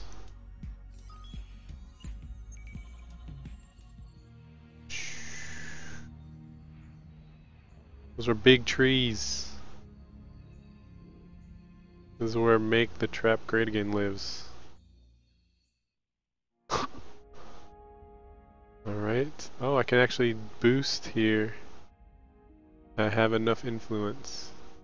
I don't know where it came from. Look at this weird looking planet. It has green and red. The Christmas planet?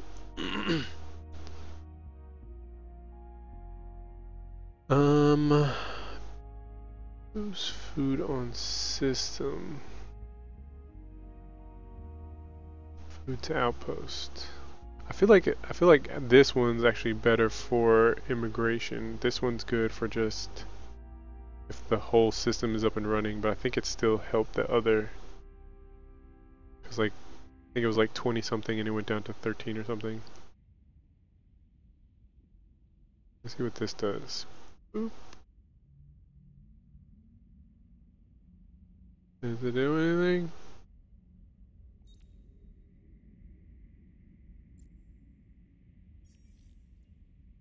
No. Still 24. I mean, I guess I just did it, so it has to calculate probably still. Probably still, maybe, I don't know.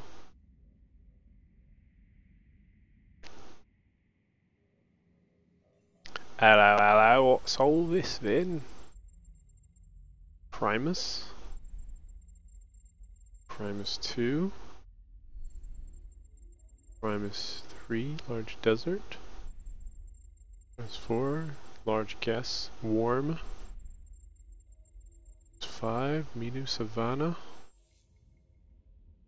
There's a colonizable one in there. Oh, look at that. Nice little islands. Fancy islands. Shall we build another ship? Another settler? I can't imagine that it's not advantageous to just settle like crazy.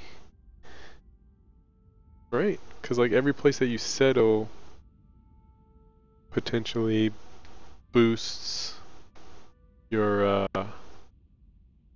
overall resource income. Probably with the exception of, I guess, the fact that it's negative, which I guess is the upkeep of trying to colonize. But having like 4 here, 4 here, -4 there, -6 here, gives me overall increase of 16 still. Unless that's like nothing. Here. Hold on.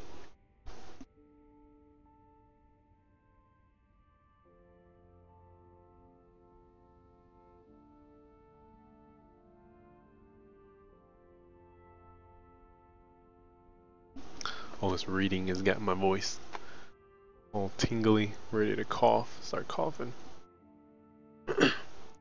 But I'm trying to read everything now and appreciate the details now, as opposed to when I become a power player and I'm just like doot doot doot doot skipping over everything. Like going to the research tab and just looking for what will increase. It's like, okay, what's gonna increase my freaking, you know, what's gonna increase my dust the most per second or per turn. Like, there's a bittersweet moment when you get to that point in the game because you get better at the game, but then you lose maybe some of the appreciation for the finer details.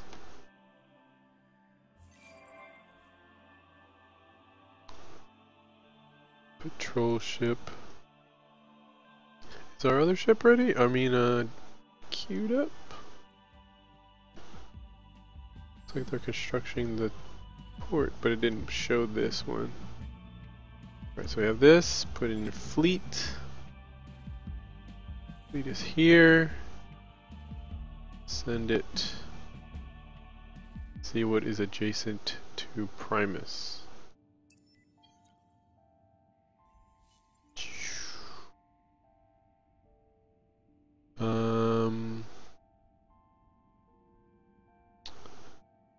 Research is queued up. Atmospheric filtration will hopefully get, I don't know what will happen after. If I get atmospheric filtration, will that automatically make places like this hospitable? Missing technology. Oh, I should actually be looking at missing technology. Which here is baryonic shielding. Something about that sun maybe is screwing up their missing technology, evaporation inhibitors. I do remember doing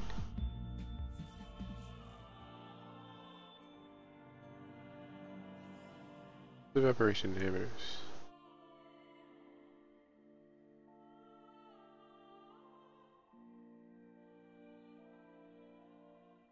Grants planetary colonization.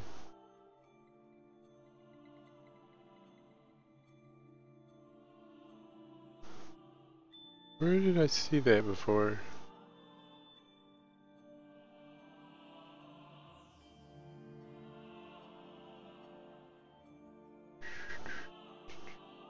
Actually, it might be down here.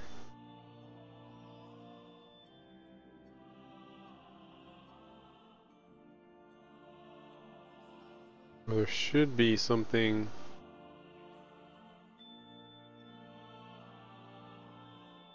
Separation inhibitors. So I need to research down to this to get this planet, to get any of these. Which is probably a long haul. I'll just take the one. The one for now. This one needs PEV scale accelerators. I wonder if there's a way to say, okay, show me that.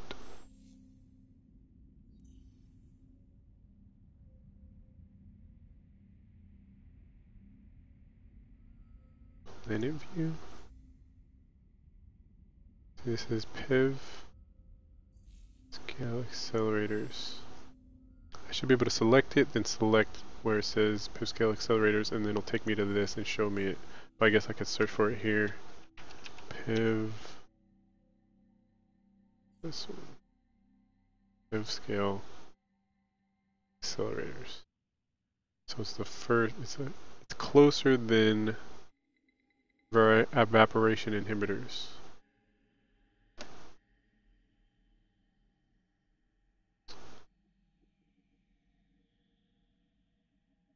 Grants support module. Debris analyzer.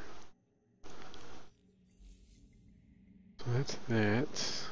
This will be good for planning what's next after I colonize these. Maximize exploration.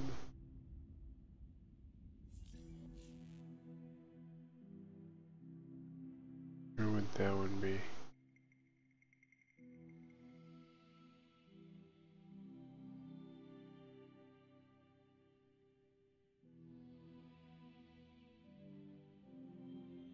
Maximize exploration. Oh, I guess I'll look it up.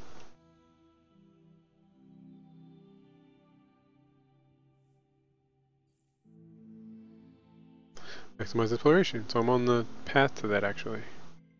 Did I do it on purpose? I don't know. I don't think anybody will live there more so than. I guess, yeah, they will live there. For the resources.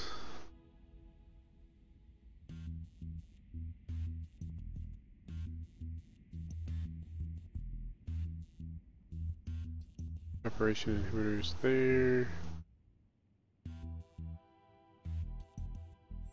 Regal we're not messing with because we got no wait, we are. What's this one? Adaptive bureaucracies?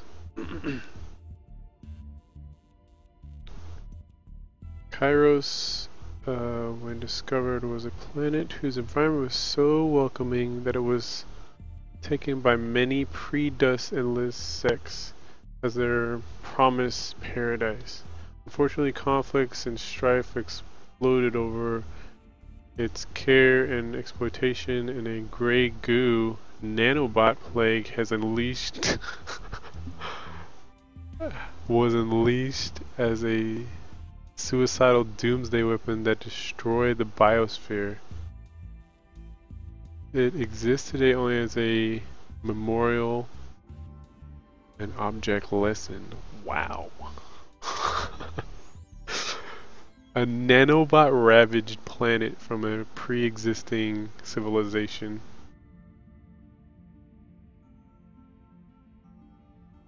Barren, huge, cold, sterile, no food, no industry.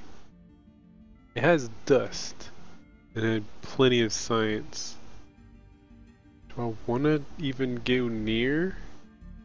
freaking nanobot infested place though?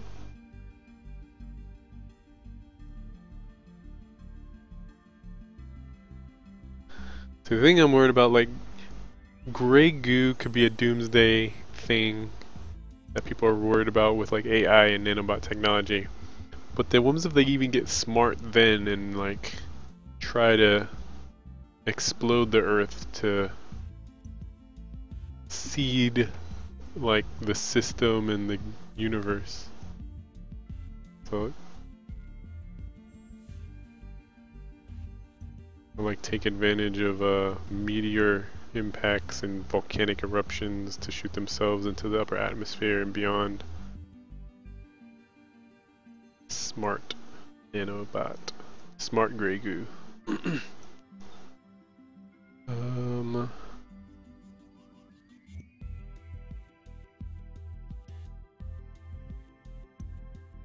Diplomacy. So it takes me.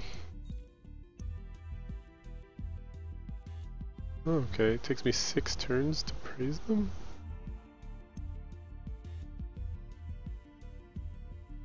I guess.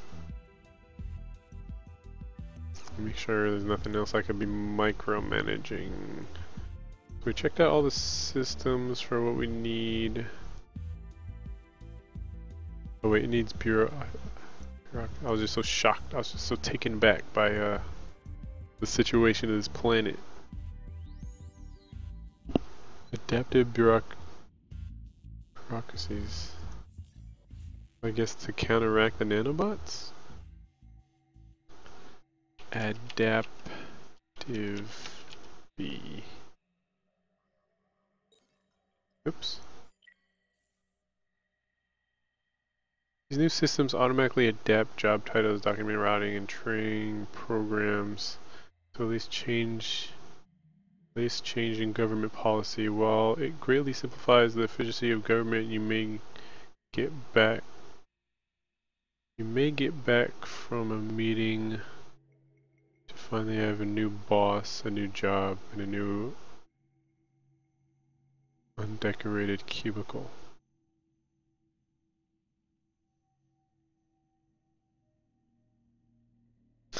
The resource is the nanobots? I mean, yeah, but gray goo nanobots. Add that. It's like, can we make better gray goo to envelop their gray goo?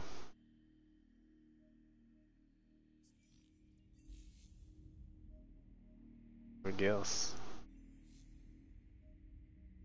Seems very far down the science tree. Oh no, just 2. 1, 2. So we got 1, 2 there, 1, 2 to here. This one being the more interesting one. Where they dust in science versus these other like regular planets. Savannah.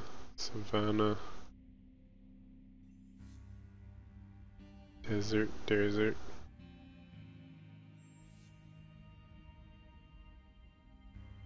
This one needs 2 levels of research to go into this arid, tiny, hot. I guess I should be looking at the points too. Keeping it about the numbers.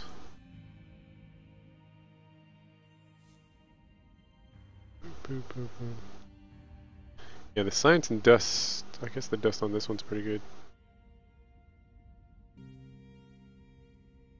Extreme atmospherics. Even further. And this one, nothing really.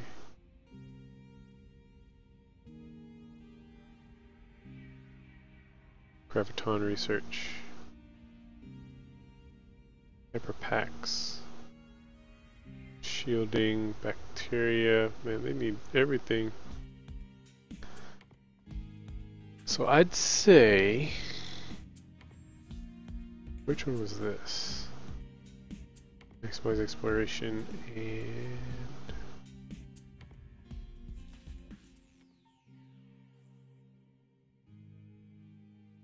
This is actually next one.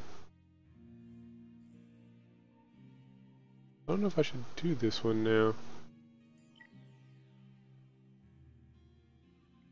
Because I know they're trying to transition me to trade, but I'm like still I'm trying to colonize like every single planet. Trying to play the game of land grab. Supposed to micromanaging all these systems within 53rd management. In order to handle the spread of complexity, stabilize economy, a new management process required one of these. Plus per system level per person.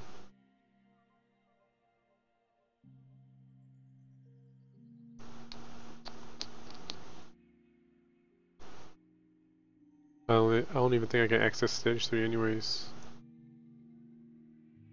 So let me do a recommended one. This one leads me to PEV scale. It leads me to adaptive bureaucracies and is suggested. Off-world agribusiness. Breakthroughs in trade, agricultural transition, food, I think I read that one before. So we'll do that one. Since it's suggested and it'll lead us to a thing. I don't see any other suggested ones that are actually going to lead us to a new planet thing. So this will get us our nanobot planet. And it's like, game over. You forgot to research nanobot or Grey Gru countermeasure. I think that's it for that turn. Deal. What's this? New modern civilization discovered. Robots. Pistis? Look at this. Floating robot things and their floating islands. Pistis. Modern civilization on Dill. Little remains of the Pistis creators, a race that died out several millennia ago.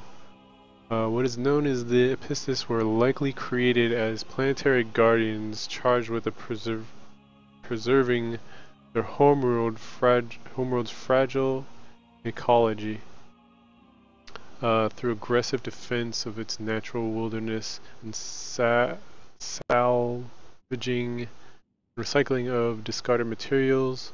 Whether these objectives became corrupted, leading the Epistis to turn on their creators is unknown, but what is certain is that they are a frantically dangerous civilization of recycled war machines, ready to take their creed to whoever crosses their path. Bender. Remember me. So maybe this is what happened before the nanobot Grey Goo?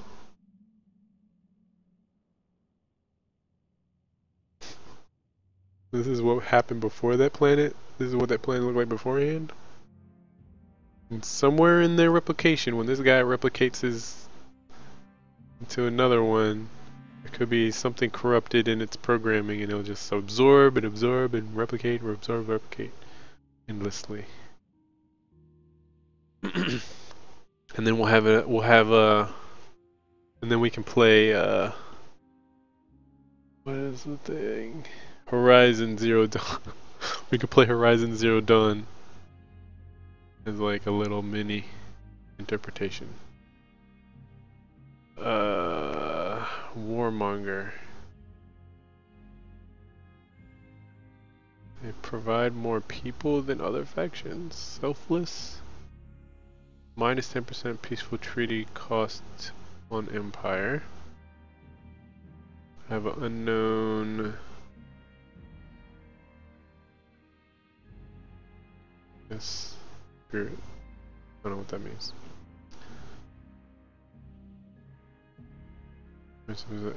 Allied. Diplomatic relations, that's what that is. I cannot choose to ignore them. I can always do that. Let's see.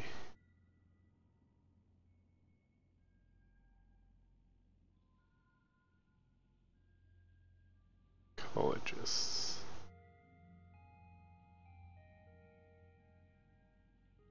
This one's free. First contact's free, but I have a feeling that this like the other one was like, hey, first contact, you got possible allies here, or possible easy pushover civilization to conquer.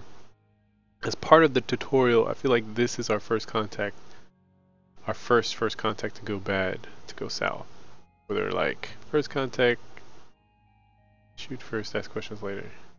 But do we want to at all? Do we want to make first contact with the epistis? The epistis. The benders, please insert girders. 8 turns till that's done.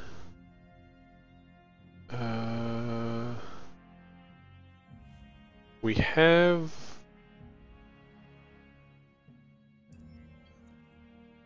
so we can't distribute probes while they're en route.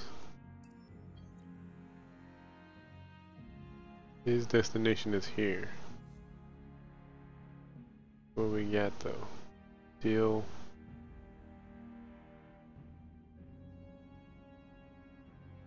Colonized.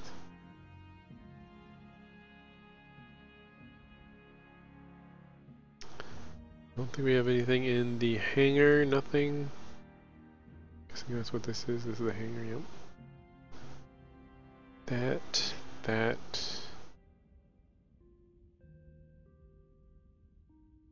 Let's try to boost our science and dust after we get this other settler out so that we can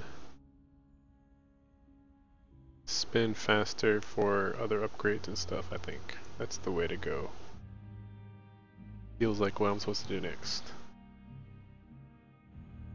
Meanwhile, we're still like, and see, these guys are right next to each other too, so even if I didn't do anything, I feel like these guys would attack these guys and then they'd be like, help.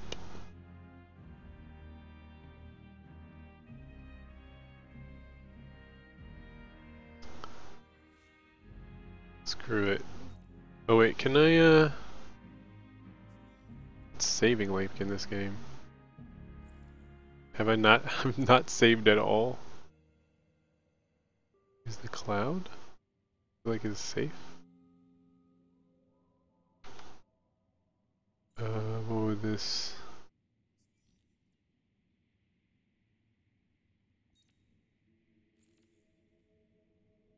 MrGlasco prologue. Save. Resume. Touch his hand.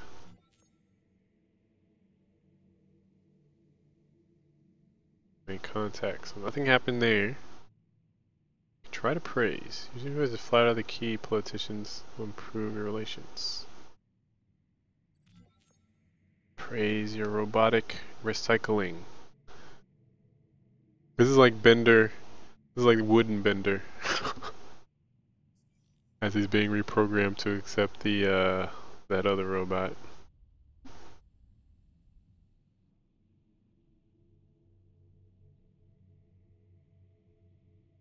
Like death to the, I forget what the unit is. Unit 182. I love those new Unit 182 robots.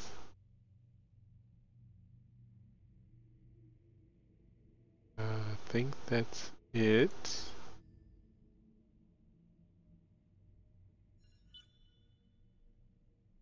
Okay, we got an idle. Idle ship her. Let's do a probe.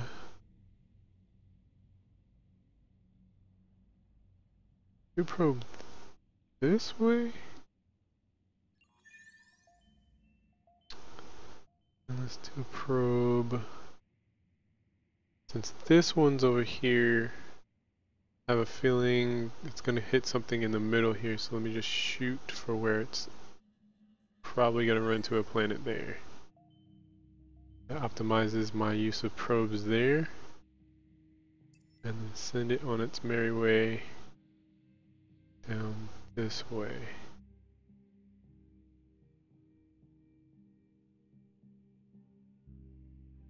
Thumbs up. Hyperion and titanium are available here, which ironically is what I need to work on this project. The Endless Research Park in the Endless World. It's a research park for science and a fun place for all ages. Try to destroy this people or try to trade for these resources maybe? The question is, do they even have access to it on this planet? Yep, right here. Boop.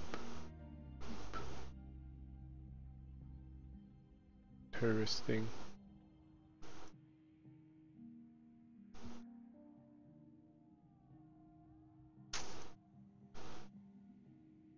Primus. Colonizable. Is this the settler ship? What is this?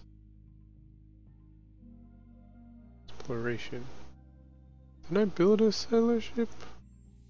Oh, one more is coming on its way. Can I go like this?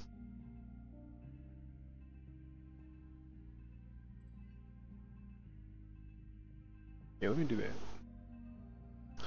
Just takes 3 turns, bam, out of the way. That's kind of cool. You can just click and drag to re-queue in your queue to reorganize stuff. I feel like in other games in the past it's like, you gotta like undo a bunch, then remember what you did. And then try to assemble your queue based on what you can remember. So yeah, we have 5 turns. So this thing runs out.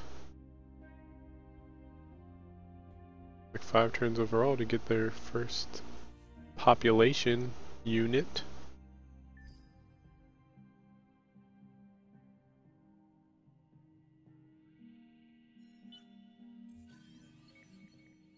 New minor civilization discovered, the Neris. Neris. Neres. Neres? Neres. Temperate. Haymakers are good for food production.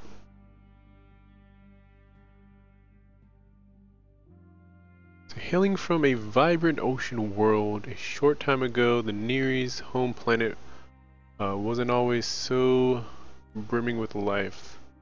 A time of rampant extinction and population growth led to, or expansion and population growth led to the ecosphere coming close to utter destruction. Today, endless miles of bleached coral, huge rusting industrial facilities, and the mass graves of extinct fellow sea dwellers still litter the ocean floor. These act as a constant reminder of the Neres, to the Neres, and to help sustain their ecological outlook on life. Now among the remains, harmonious technologies maintain clean oceans and support a myriad of colorful life forms. Despite using inventive liquid tanks to traverse the land, Neres are still most at home in water. Interiors of their spacecrafts are more like verdant aquariums than typical sterile ships. These guys are in little bubbles of water there, which makes sense, right?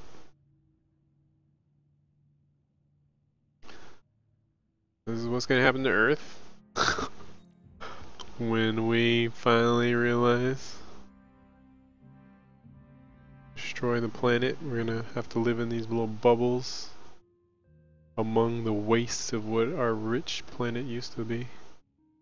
Hello. I like you. You're very nice.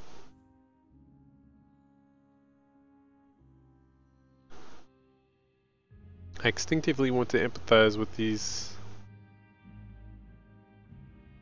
guys because we're kind of like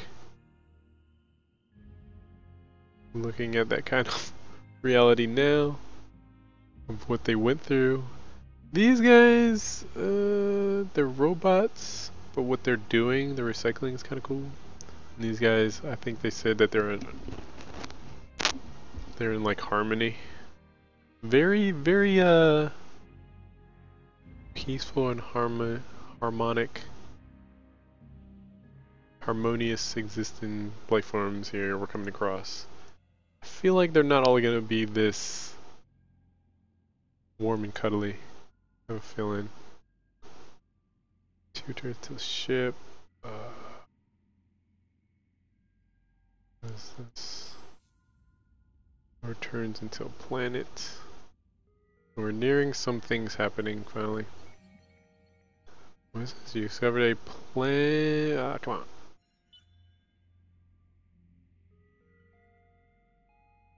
Is this Leo? Leo! 1. Tiny lava, inhospitable. Good industry. Leo 2, large ash planet, inhospitable.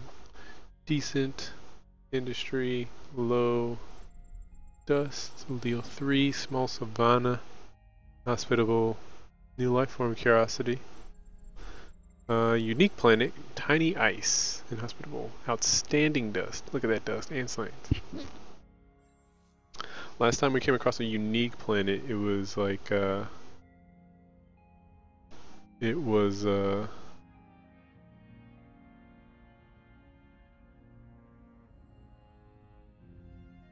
nanobots. So we got Leo 1, Leo 2, Leo 3, and then Auriga?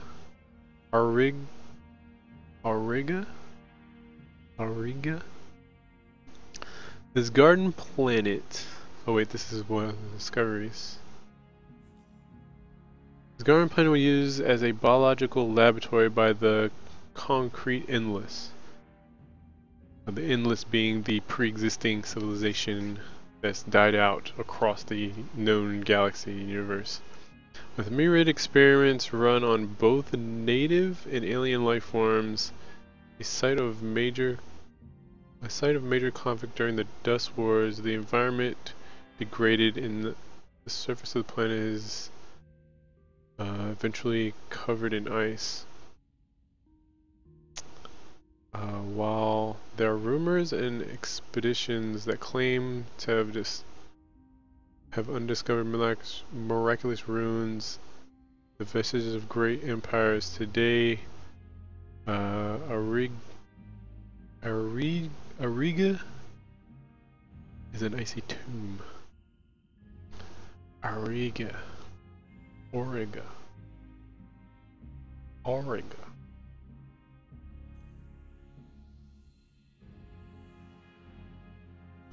So I wonder why that doesn't have a curiosity on it. If not life form, isn't there a different kind of curiosity?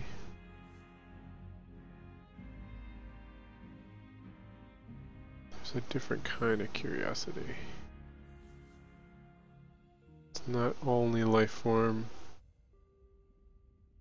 Signal curiosity. So if there's life form curiosity and signal curiosity, I feel like there could be even more curiosities. Seeing as this was a research place, I feel like there should be something there that we should be curious about. Probe out.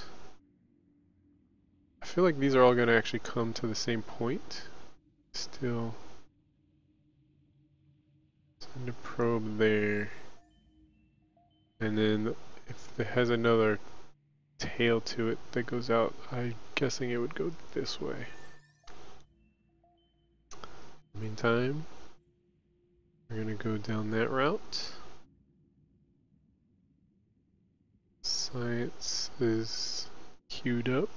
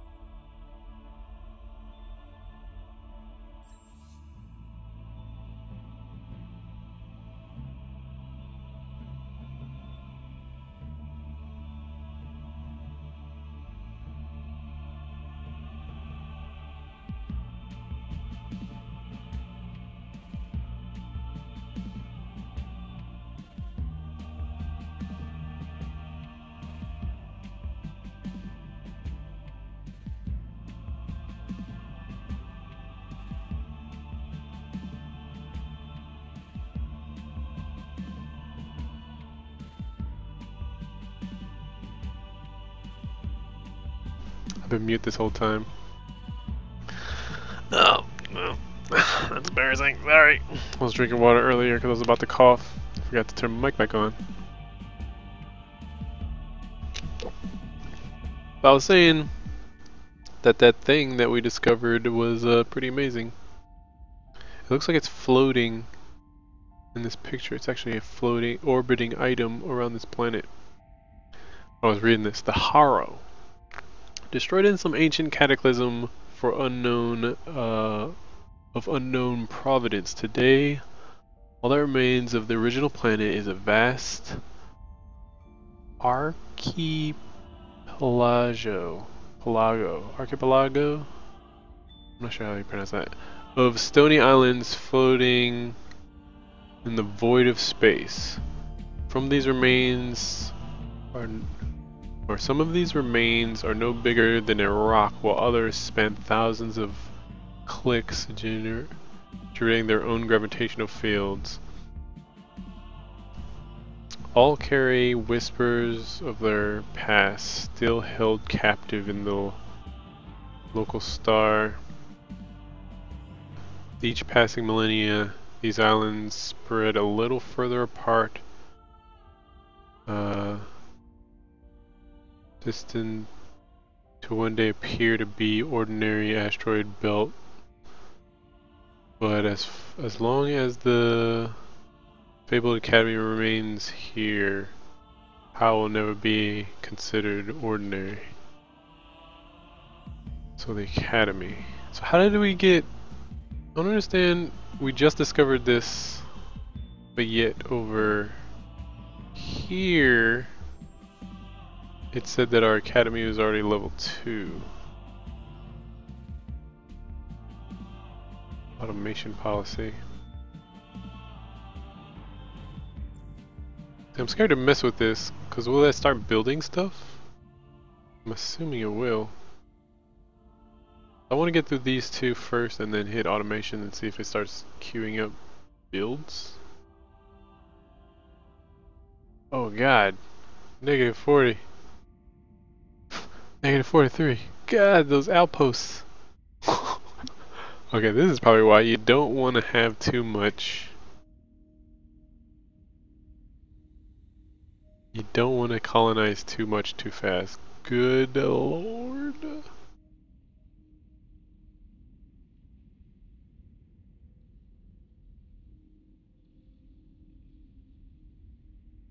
Are we starving to death now? Are we starving? I feel like we're starving. When you're negative by that much.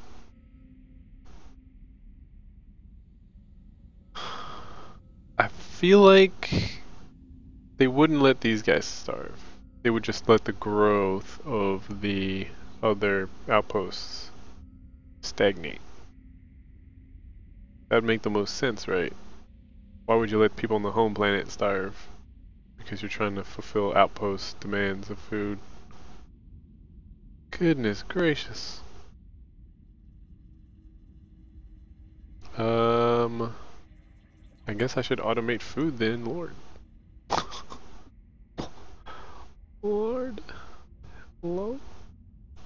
Home system.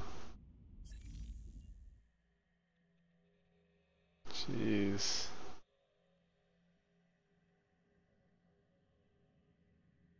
So where was this school thing? Hold on.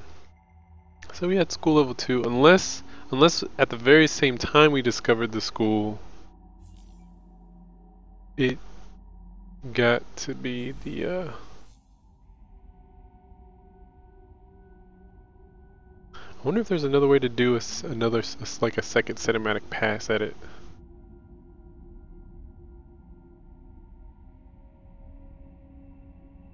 Ruins. So since we're here and we've got nowhere else to go, I guess I will send a probe in the direction of wherever this is going towards. So probably guessing the spacing of things, it's probably gonna hit something right about here. I guess. This is what they were talking about. Beatrice. Beatrice. Beirtus. Beirtus. Beirtus.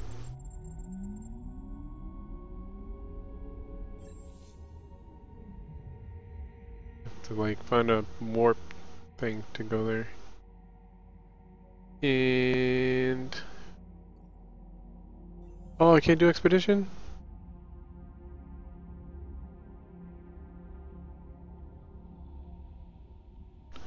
Oh, I needed that probe to do this. Oh no. Okay. Only we have to wait. One turn cooldown, we're fine. Next turn. Just sit tight. That's unfortunate. How are we not starving though? I should be getting like notifications like crazy that this freaking... Where is... how do I do this? This one? Population is actually decreasing. Oh. That's what happens when you have negative.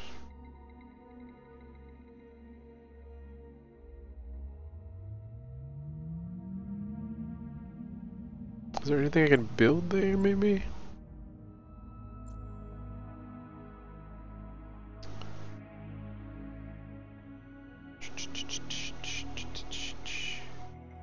Finnish supermarkets, it doesn't do anything for food though.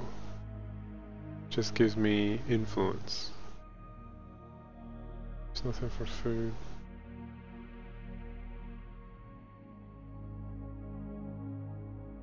It's industry. Yeah,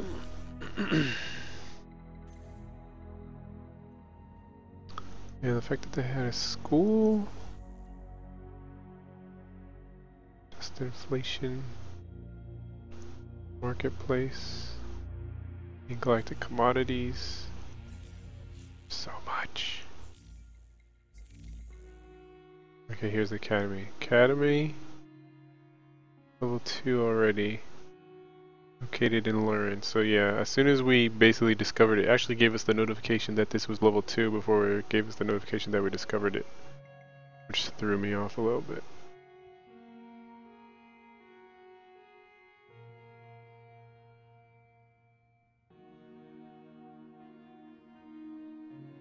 Here's the galaxy. Right. Well, we get one as soon as we get one of this planets finally discovered. Looks like we'll get one.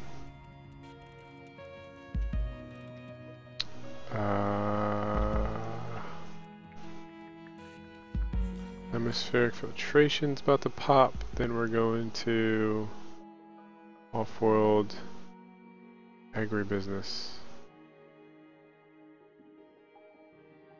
For food. What would food be?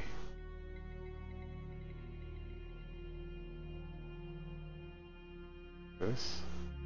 Xenobiology, maybe? Perhaps?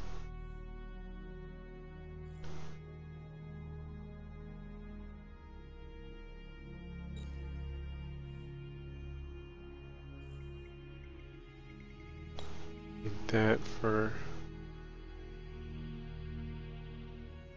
trading.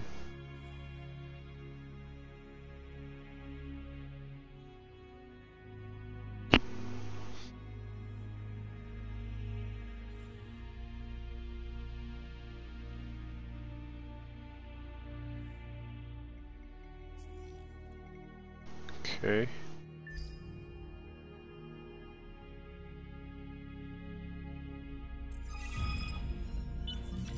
What's this? Atmospheric filtration. Just completed. First step in purifying the preparing planets for civilization, terraforming consistent with toxic elements, blah blah. Oh yeah. Population decreasing or decreasing. Decreasing. To say Imperials. Population change 3 of 8.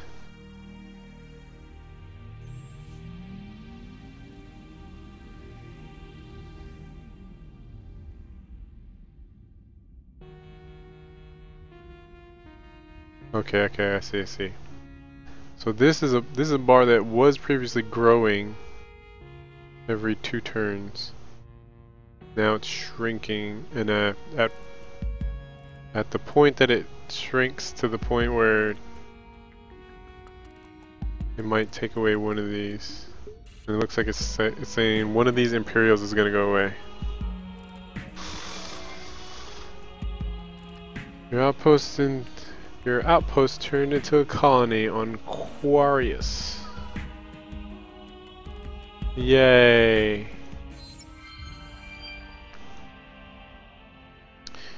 The Empire is ready to expand into the galaxy and bring its mighty civilization to new worlds, maybe even new patriots. Already did that.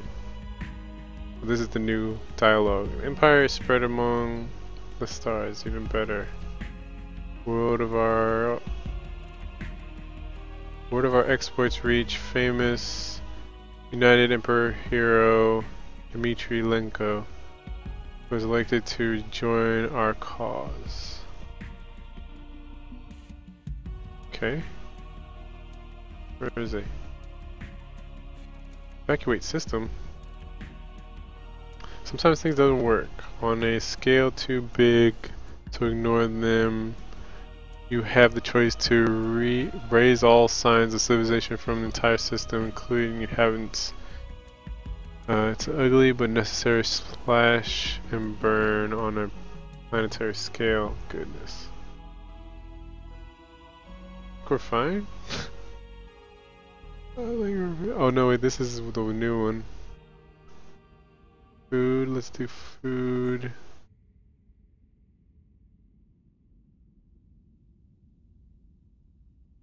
Then,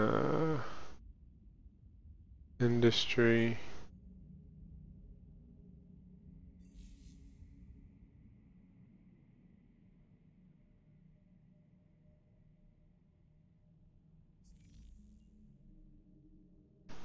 On every great civilization lies great leaders. In your empire, the most important of these is your academy heroes, dust-enhanced individuals from across the galaxy who can change the course of history.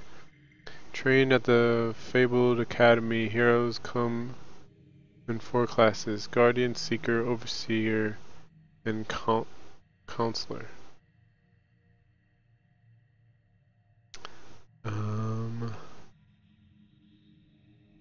My hero is a counselor. The counselor focuses on empire-wide resources as well as diplomacy.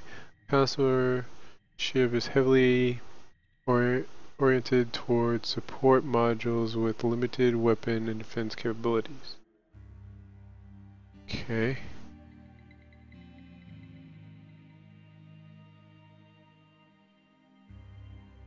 Industrialist. He's healthy.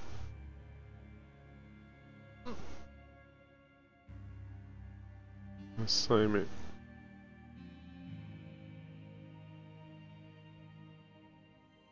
What will he do if I send him into a, I can assign him to to try to rectify. Okay, we went from negative 40 something to negative 13, which isn't that bad.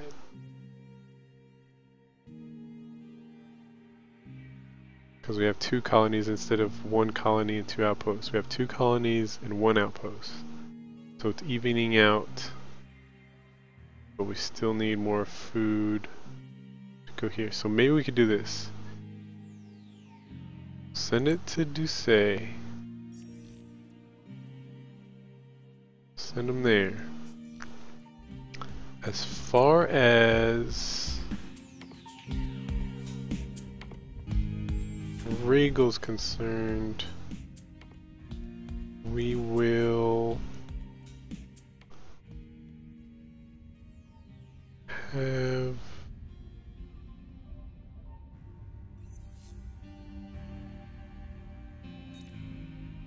actually have Quarius supply. We'll share growth from Quarius. That way, Dusay can take a break. And I don't know if that'll affect it. I don't know if that'll affect the overall scheme of things. Let's see. How do I get to that screen where it shows all of them?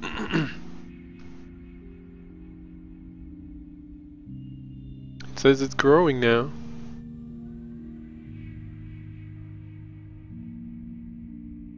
That means the other place is probably screwed. Okay, net gain across the board now.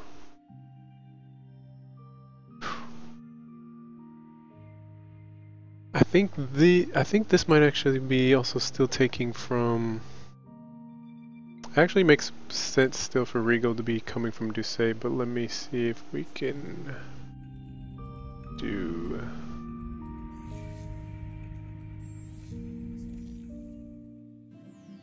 Quarius is a colony now, so it doesn't need. How do I go to it? Double click, okay. So I thought it'd still have the icon where it's receiving growth, and it's not.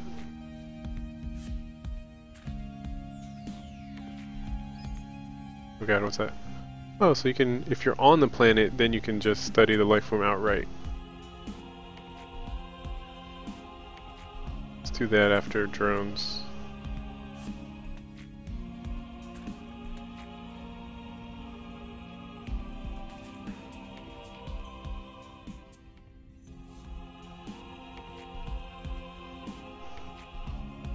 Trying to figure out also, it says it has one Imperial.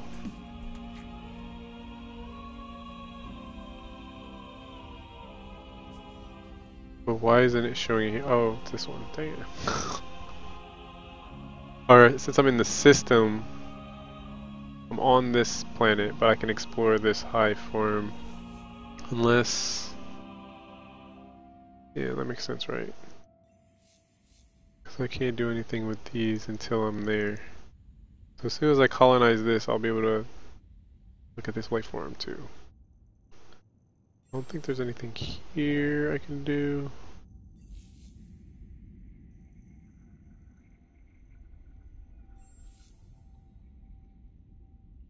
Nothing I can do just yet with this.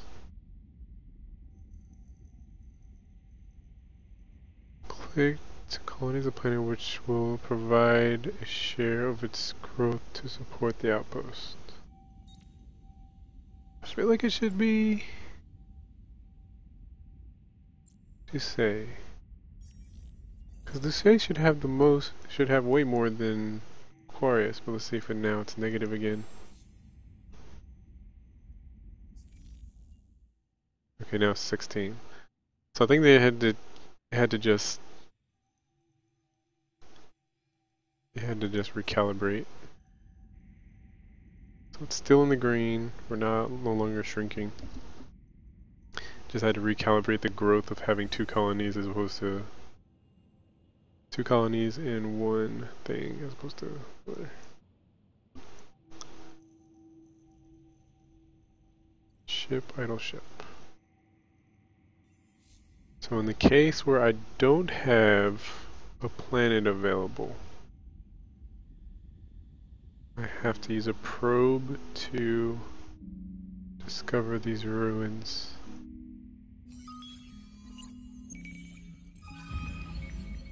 Analysis of ruins on planet Harrow was successful. Also, there's a chance of a failure. That's what the word successful tells me. As opposed to just outright telling me I got titanium. That's a piece of the puzzle for me to build the Wonderland place, or research land. Okay, what's this?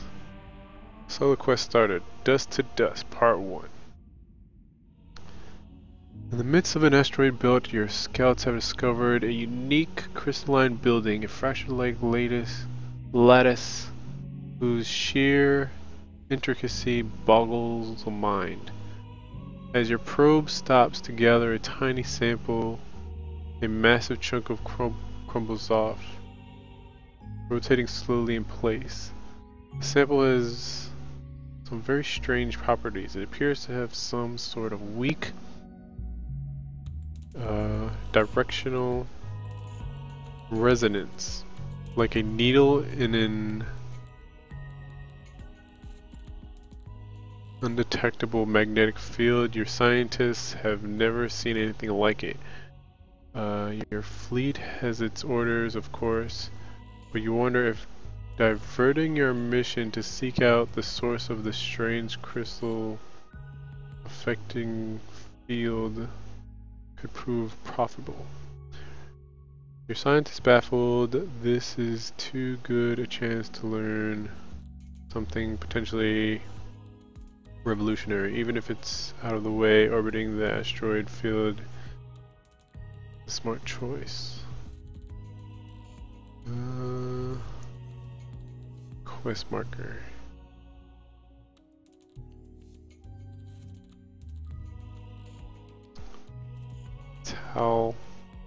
Talitha? I feel like I haven't had our cinematic thing.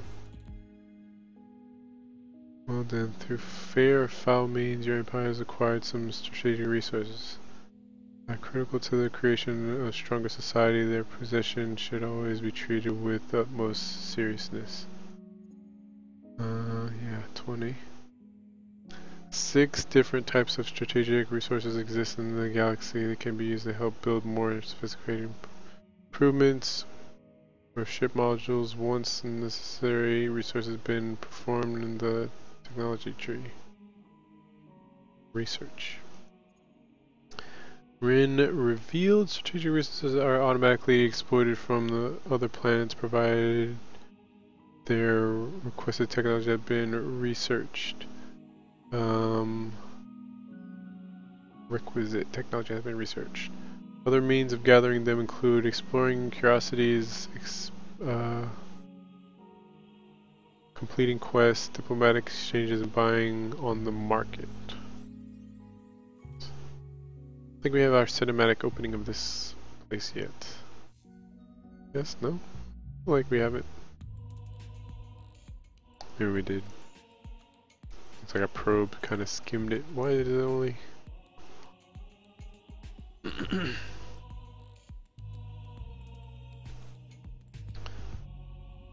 I think our next probe, maybe we send to this and then we'll send this guy off. So 2 turns until we get our next probe.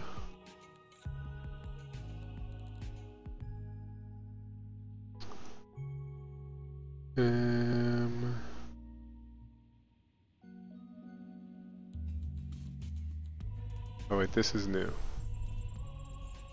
Electra 1. Huge gas temperate. We have a locked signal curiosity there.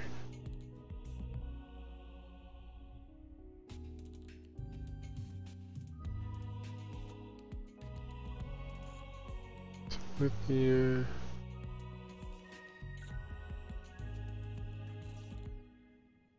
quest, hero recruited. Is that a shot glass? Like literally looks like a shot, like a bullet. Dmitry Lenko has joined your employer. Inspect.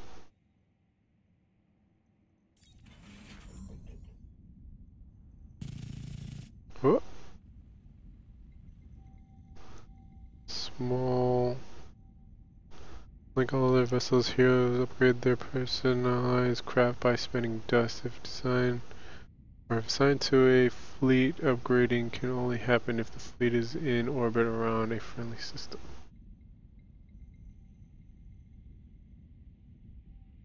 Empire races, high plating.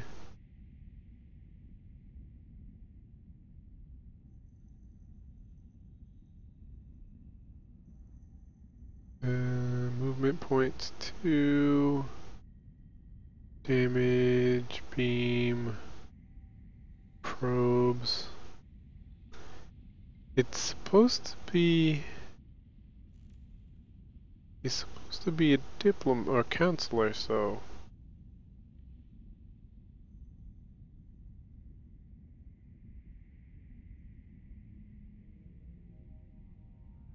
Support based.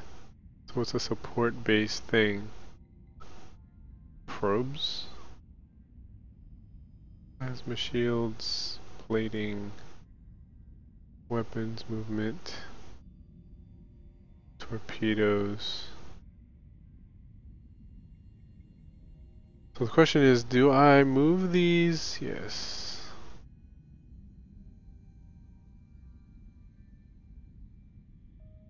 Offense, defense, okay. I was wondering too if like, they're specific, so. 2 offensive hard points, 2 defensive hard points.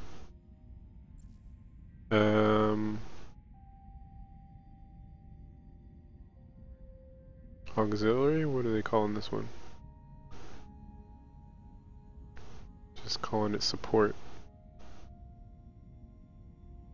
He has an engine that gives him 2 movement points. I can do another one to give him even more.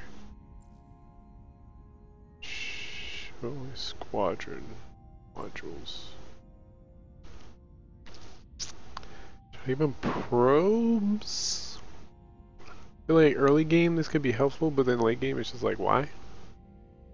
Then I guess I can give him movement to replace it afterwards. Cost 30 industry, but it's not showing me the current industry it would be spending from. Is it the system? Is it the galaxy? My empire as a whole? The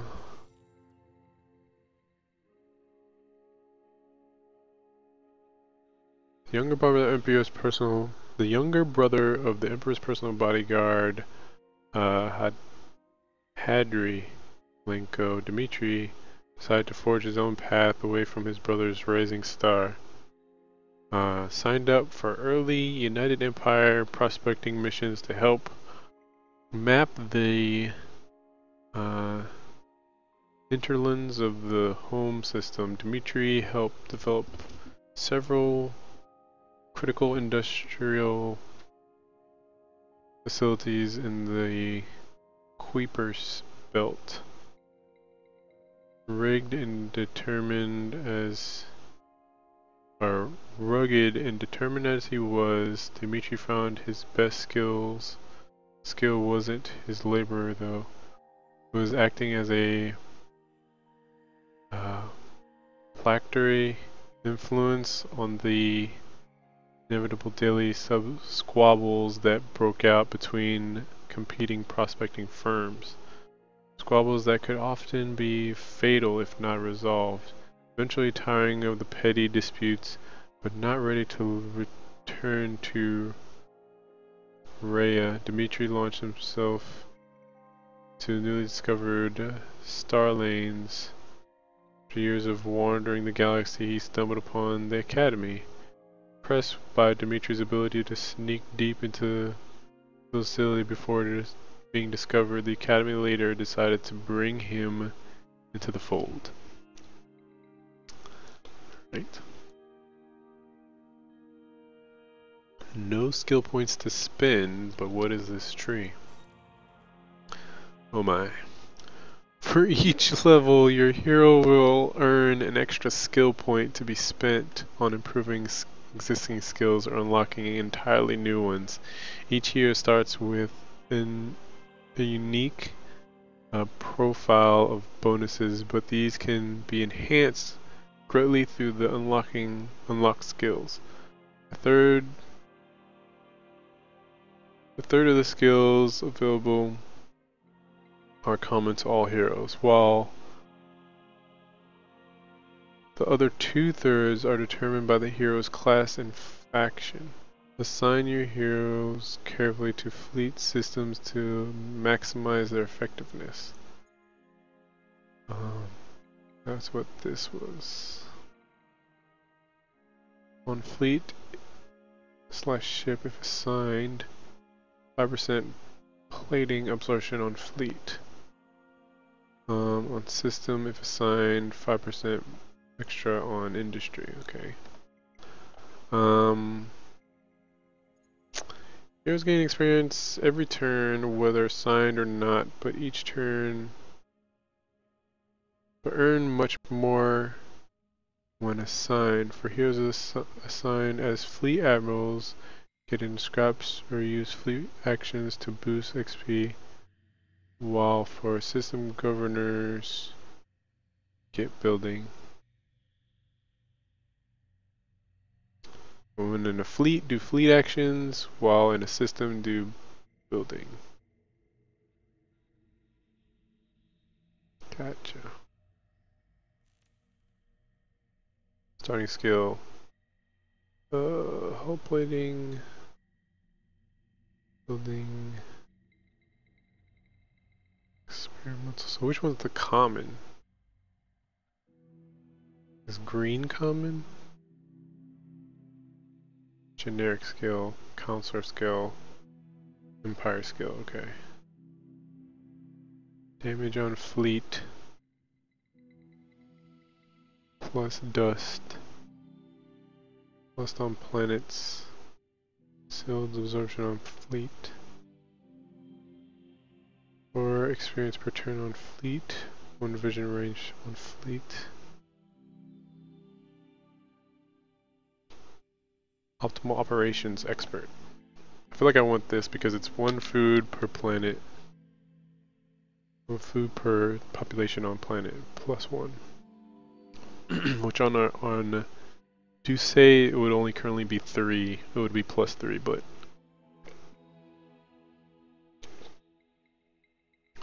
that would be plus 3 towards growth towards a 4th, etc., etc.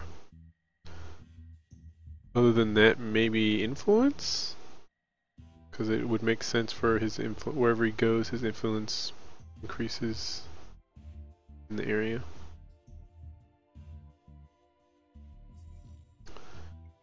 Those are the only 2 things I can click on there.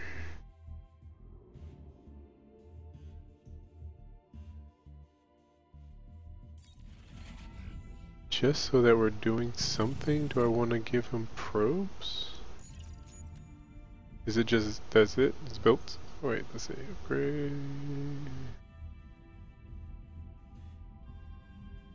Why? Okay, just like that is done. Where does it show him? It's supposed to be in Doucet, right?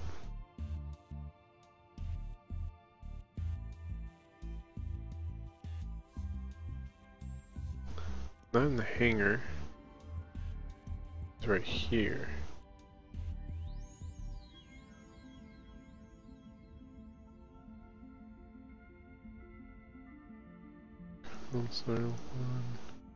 We're building here.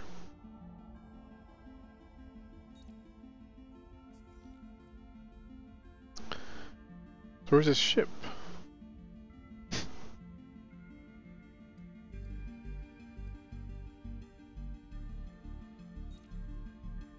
Ship is there.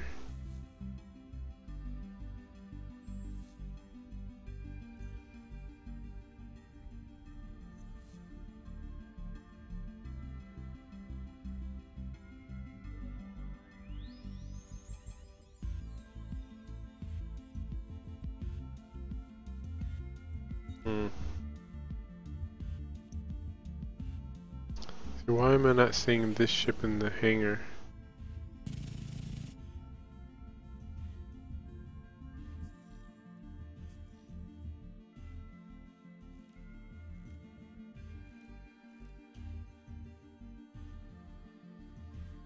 Unless a turn has to pass. Is he still on his way, maybe? From here?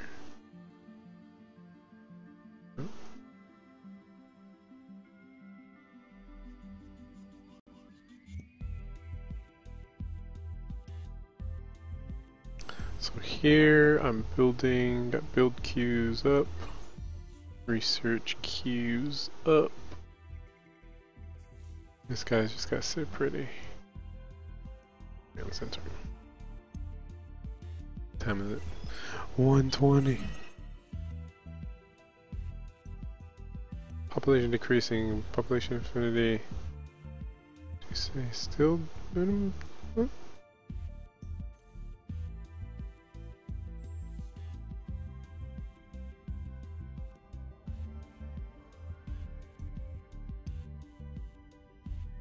We fixed it.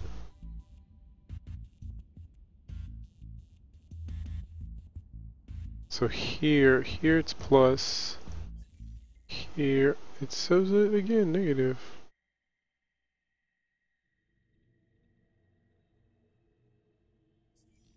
Why is that? It's this outpost.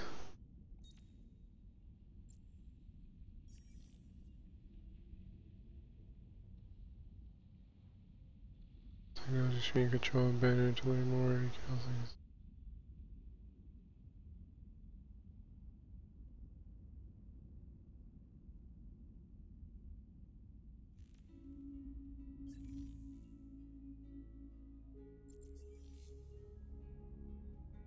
Now it's back up. So let's see what happens this time. I have a feeling that this will all of a sudden turn negative, since it's like barely there as it is. Do you have probes? I think he needs one more turn for probes. One more turn. It's funny, that's how the developers describe this game. It's like one more turn based gameplay. As actual description. I'm still not sure where his ship is supposed to be. Is he in a fleet? Oh wait, these two things I need to look at now too. Where is his fleet?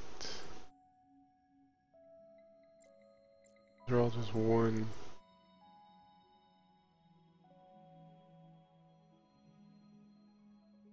What's this? 6 political parties in law categories: militarists, scientists, ecologists, pacifists, religious, and industrialists. Critically, the leading political parties in your Senate determine the categories of law you can pass. Active law. And click the Pass Laws button to see what laws can be voted.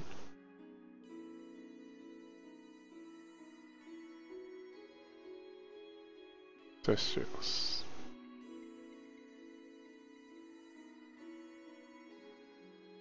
Imperials. Active laws.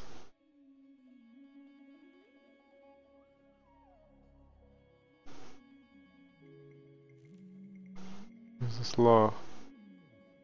Dust Windfall Law. Builders somewhat justifiably don't always have the greatest reputation when it comes to completing projects on time and on budget. The incentive to drag things out, especially in major public works funded by government, can be overwhelming. This law, however, can help alleviate this issue by offering attractive dust completion bonuses. 10% interest spent for any construction.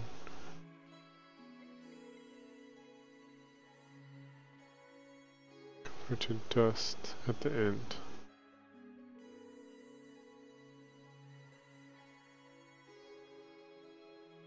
Okay. Pass. More laws will become available after each election. Selection of the law you wish to pass. Click pass. Keep none. Super Tax Act. No matter how well you try to sell it, when taxes go up, nobody is happy. While it won't lead to revolution, latest hike in value-added tax does cause some dissent in the population. Can I not pass it? Or have to pass it? No, I was about to just pass it. Industrialist. Martialist. Negative 15% cost on system.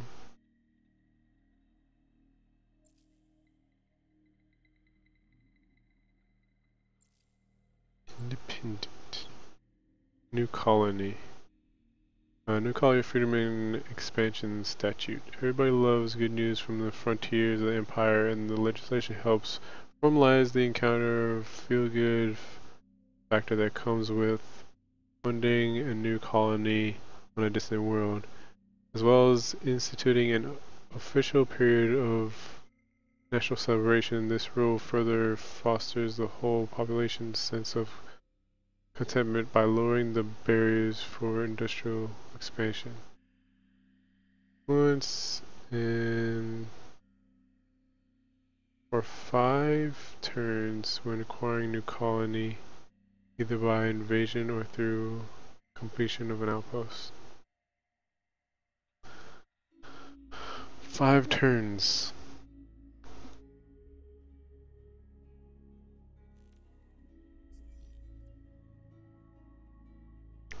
So I need to see when is that settlement ship done? Did I make one? Settler, god dang it. Wait, don't I have one on its way? Okay. 1 turn until it gets here and it'll colonize. And then if I enact this law, I'll get a boost in Empire influence. So for the sake of that, should I do it?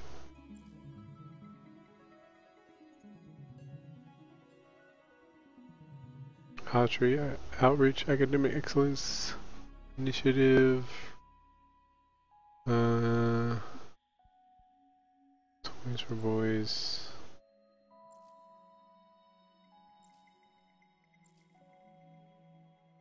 I like this one since it's industrialist.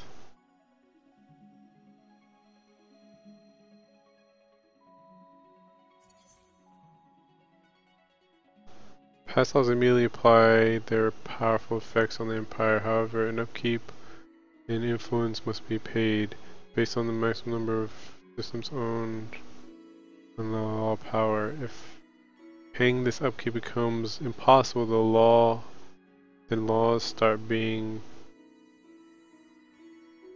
abrogated passively. Okay.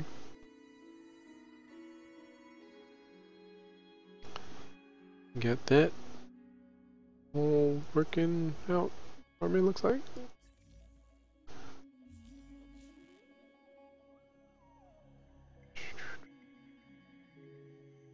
Cannot afford the amount necessary to buy out. Okay. I think it just told me that buyout became available, so I'm not worried about rushing, basically. Research at current.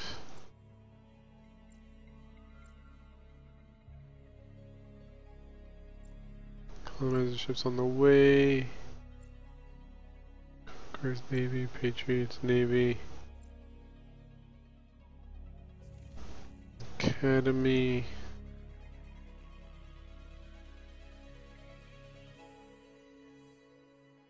Assignment location. You know what? I think I have to unassign it and then reassign him into a fleet to get him as a fleet. Which doesn't seem as intuitive.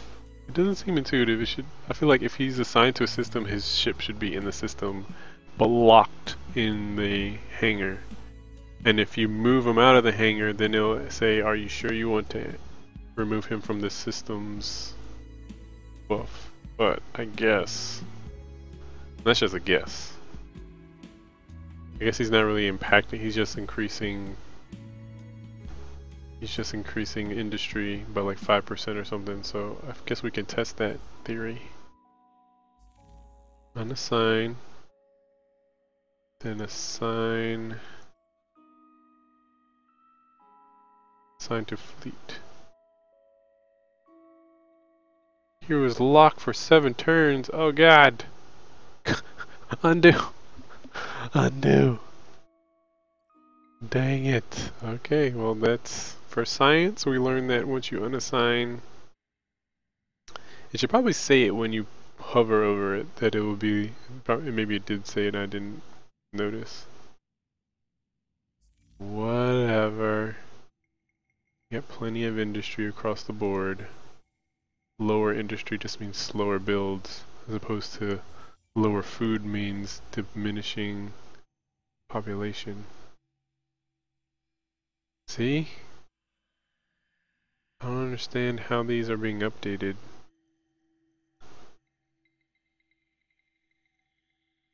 Because at current,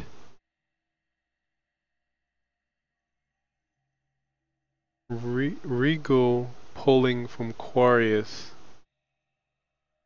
is diminishing the population to oblivion. Since it's brand spanking new. So I think I just have to keep taking a hit to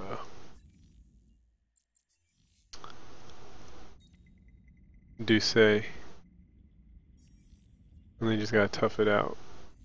Maybe we suffer one actual reduction in population. But if I keep switching it on and off like this, maybe it won't. Maybe we'll be in this perpetual kind of one more turn and we're gonna be thing, whatever. Every major civilization gave different brings new capabilities. Newly accessible empire. Screen. This is the one I've been trying to access for the longest time, since the beginning. Since the very beginning, I'm like, what is that? You can do buyout, you can see the builds. Builds not available there. Politics. Change government, ask for survey.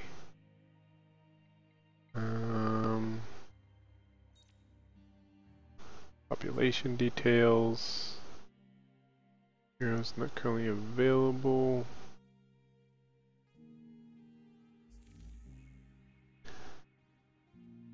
I feel like I needed to get this up and running sooner to understand what this is about with collect commodities exchange. Let's see.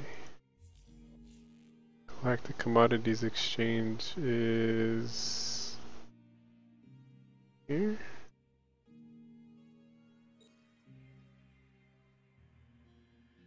Put there. Even though it said multi-thread management is necessary, I think I need commodities done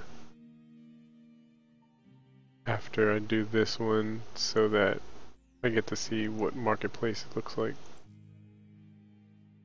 Trading companies. Don't know where the companies come from.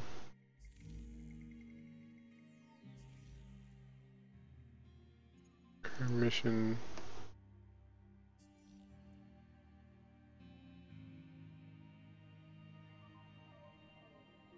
Where is this mission? Here.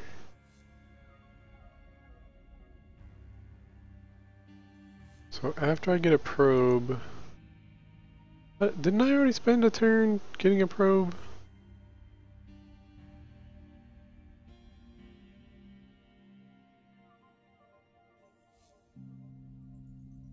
This one has a probe.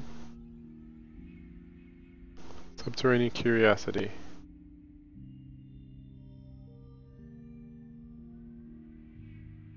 Let's go.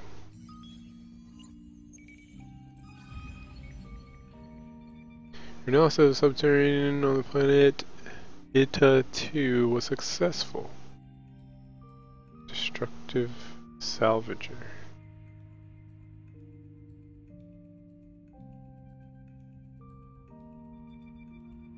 Dust per destroyed command point 5. Command point. Destroy command point. So if I destroy a ship basically in someone else's fleet, I'll get 5 dust for it if I have this equipped. So the quest started in New Hawk? I don't know how you pronounce that. Os? A group of archaeologists from my exploration party has come to you with a bizarre report. They claim they've seen a ghostly ship made of balloons and solar panels silently traversing the planet's skies. You're initially skeptical, but one of your historians insists that the airship matches the mythical description of Hosi. Hoki. Hosi. I want to say Hosi, because Hawk would be without the E.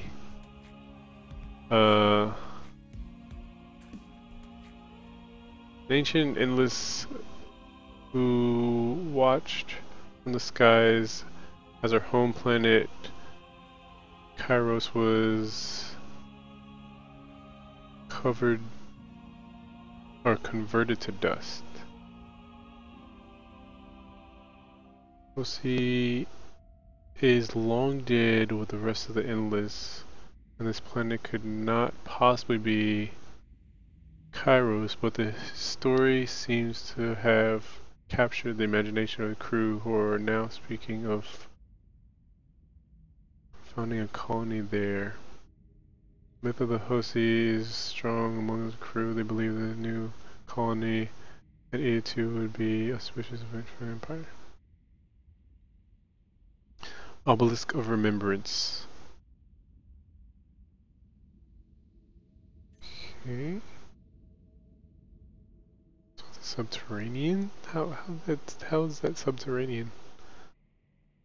And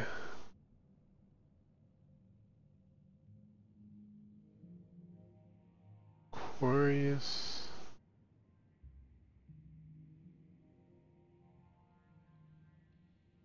That's way too far.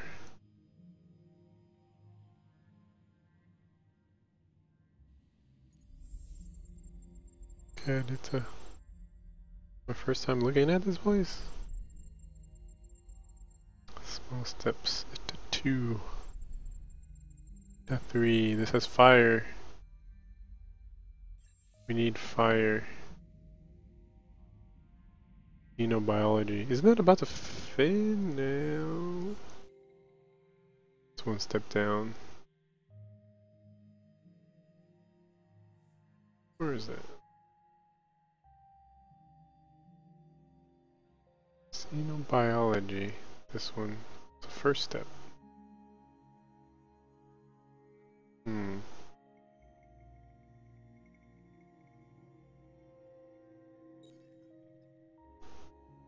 Can I do this? The first step thing, it should go fast, and then this is also a first step, and this is also a first step, or first phase rather. Alright, so we're set pretty much for technology for a while.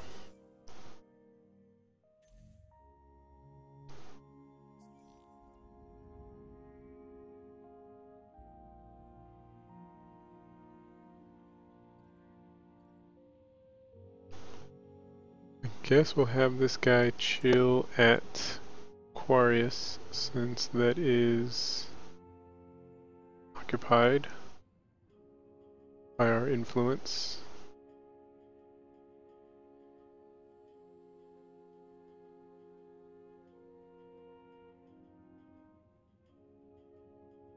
My turn. I feel like this is my last turn. One last turn. What's this? Population loss. Oh no, it happened. Tuesday is now 2. No. We're fine, we're fine. The thing is, if this uses another Imperial, then the sole survivors of the place will be Hishu. The Hishu.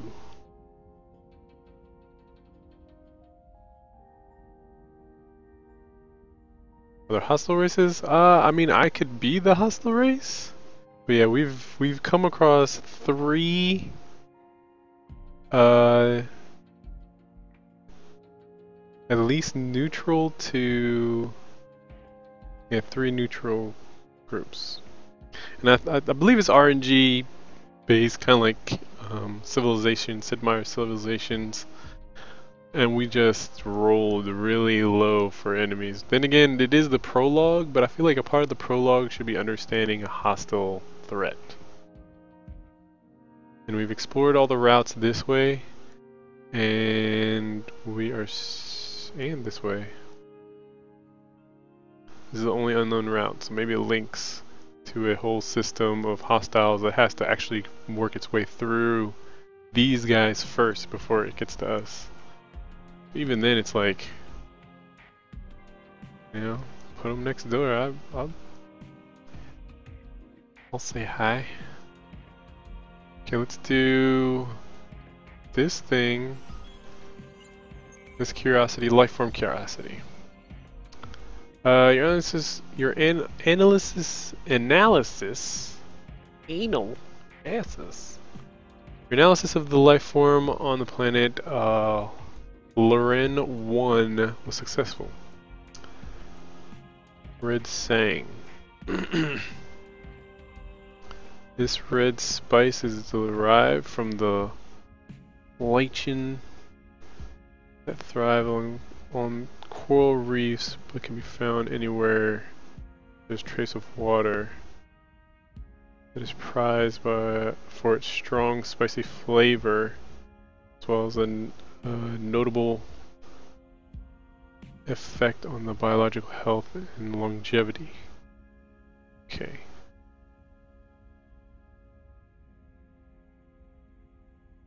Reserves. Load.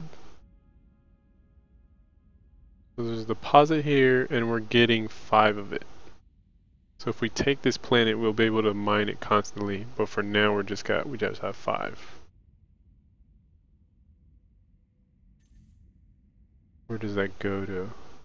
Over here, commodities? Yeah. I'm starting to get it. There is a lot of layers to this game. Goodness gracious. Good lord. Elections, laws. All these like little conditional boosts of stuff. I'm hesitant because of the issues with Doucet. I'm hesitant to colonize that other base, even though I passed a law. Oh, 52 turns. So we won't get another reduction in population for the Doucet for another 52 turns. So actually, I think Doucet's got it in it. I think Doucet can handle another colonization. Just one more colonization. Boop. Oh yeah, look at this place. Look at all the food we're gonna get here. Lovely, lovely. And I could do this stuff plus to boost my. Okay, now we're actually breaking even with our dust income. So now it's a good stopping point for expansion. but I can spend here to increase growth faster. 24, because it has a naturally decent food source as opposed to those other two places I went to. Let's see. This place only had 6. And I think this is actually one of the places that boosted their food production for growth. And then we have Regal 113 has 2 turns left until it colonizes, so that's actually great. I don't know if we got the plus boost.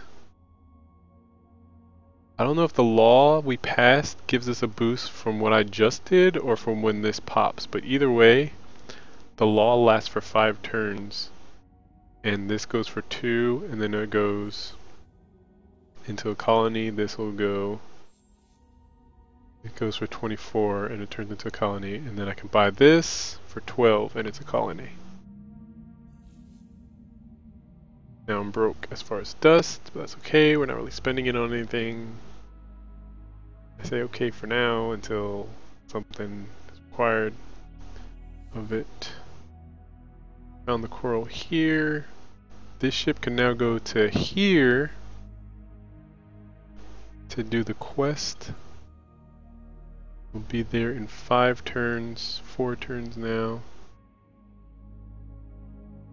That will... Which one's the quest one? Is this a quest? Quest. This will be this dust to dust exploration mission for fire. And once we get this fire, oh man, there's so many like layers, things to do. It's like an orchestra of just to-dos and tasks and upkeep and management.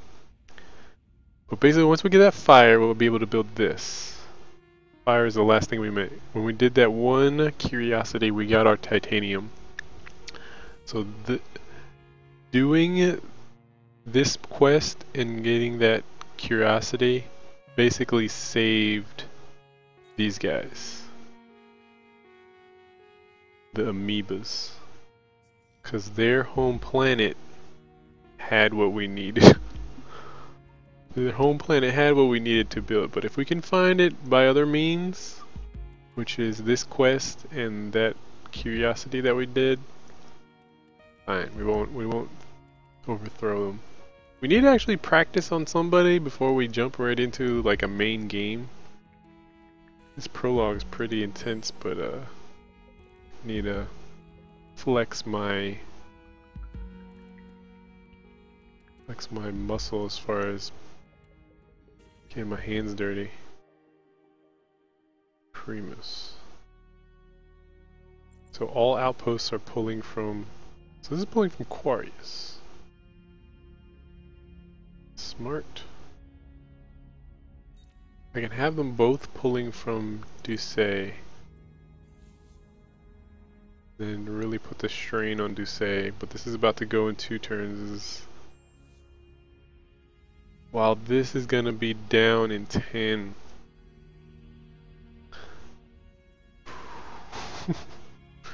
So we went from like what, 50 something to 10? Manifest Destiny. Which should actually change once this becomes a colony.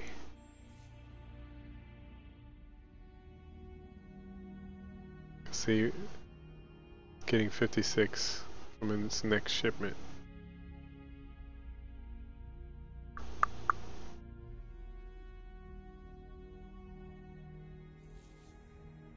And the thing is, when this says it's getting an extra 100%, I don't think that 100% extra is coming out of nowhere. I think it's just pulling from Doucet faster. So I feel like that's part of it, and Primus is gonna pull hard from Doucet like Regal was, like I don't know if this is called Quarius. Yeah, Quarius 1 was. But at the end of the day, worst case scenario, Doucet will be down to just the Kishu population, and it'll probably grow still with Imperial once it stabilizes. It'll probably still just grow with Imperial because of the nature of how I'm governing. Is very industrial. We're pushing ourselves really thin, and then we're gonna just exploit like crazy and be super rich. This is like I did a Zerg rush, a Zerg push of just colonizing anything and everything around me until my resources are razor thin, and then we're gonna transition into industrial. Even though I'm still actually researching a lot of stuff that are made for more conquering other worlds. So just the fact that we're in these systems doesn't mean that we're done conquering these other worlds. But I feel like at least I can then transition from everybody pulling from Duce to from everybody pulling from the main planet on the world. And hopefully that world not going under. Or just waiting it out. We can just sit on these abilities to expand later. Okay, what else? Your Empire now has access to red saying use upgrades. System economy. Okay. Yeah. Red saying in general though, right? Because it's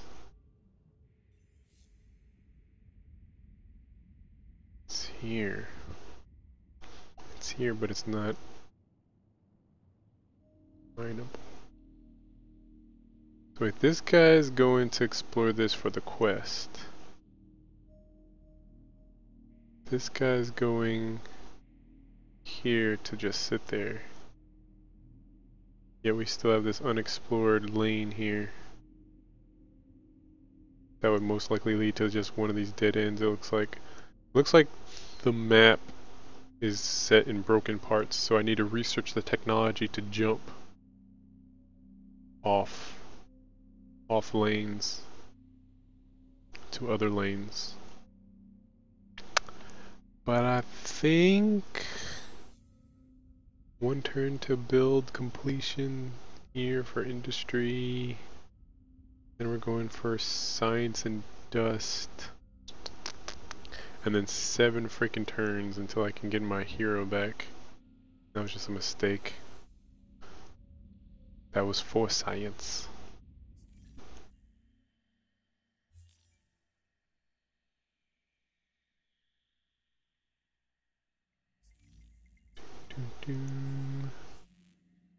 Which is a shame, but is what it is.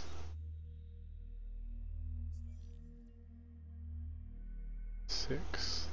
That's just 6 turns that he's not gonna get bonus experience from being the governor of a system. Cause I don't really think I'm gonna turn him. I think I'm gonna turn him right back into a governor. I don't know if I'm gonna create a fleet or assign him to a fleet. Because he's just a counselor.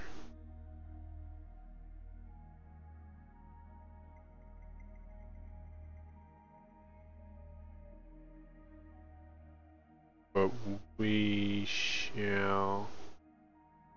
Let me take another look at him though. What bonuses could his ship give? It's defense for himself. What does he do for a fleet though?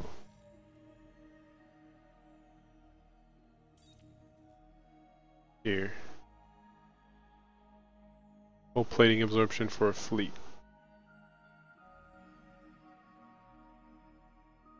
And I haven't come into contact with any hostiles yet, so that's kind of a moot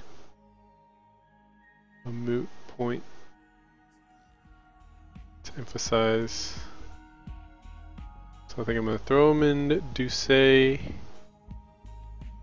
have him be governor of industry there, so that maybe since it's automated towards food, hopefully it can recover the damage of being the hub of expansion, primary hub of expansion. A lot to think about, but I feel like all this information and learning is like pushing into one side of my brain, and then like I'm forgetting basic math, basic math and grammar out of this side of my brain. It's a lot in this, but I appreciate all of what they're trying to do because it looks like it's done very clean, very polished. Some little like user interface things here and there that I feel like, why didn't they just do this? But there's so many layers. It's like to keep track of the little things that they can do better is you can kind of give them a pass on it. But yeah, I think that is it for today. Let me save. Exit to dust. Wait, let me exit to main menu. So we got it's still in the background. I don't know if it will be. Whew. Boy, man. This game makes my head hurt a little bit. But a lot to look forward to. A lot to still learn, but a lot that just means a lot more to look forward to. It was funny because at the beginning I was like reading quick, fast, getting the points, and then it just started slowly deteriorating as it was going. But yeah, I think just for the sake of there being so much, I'm gonna have to just keep it going for tomorrow. I can't just like go off and play another game tomorrow with it's like reading, because it's still the prologue essentially. It might even be until I get to a victory state that it concludes, which in these type of games usually takes a long time, and I'm taking a lot of time per turn too, so it's like I need to be still in it, mentally training and acclimating myself to my surroundings at the very least. So I'm gonna play this again tomorrow. This kind of tactics is meat and drink for me. This is what the kind of games you like. Yeah, I've been looking for something to play like this. So like I would love to be able to have a game that I can do maybe while like doing editing, post-production type stuff, and in the background I could kind of just be tinkering around on a turn or two on like a private game of my own while I'll stream something like this for essentially for other people who might be interested into seeing a new person's perspective on this kind of game. So that's where I'm at. I'll see you guys tomorrow. Hope your week goes well. Happy Tuesday. I'm out. If you're watching this on YouTube, you can click these thumbnails at the very end of the video where I was playing Tom Clancy's Ghost Recon Wildlands. Here I just jumped into a little bit of single player, then mainly did multiplayer. And then on Thursday I played Divinity Original Sin 2 and finally got the boat moving. I think that's what was happening. Finally got the boat moving and we're like in some astral plane now. We escaped Dallas's. We took Dallas's ship. She came, but we escaped her by sending the ship into an astral plane. So that'd be kind of interesting to see where that goes, maybe on Wednesday. But yep, I'll see you guys later. Peace.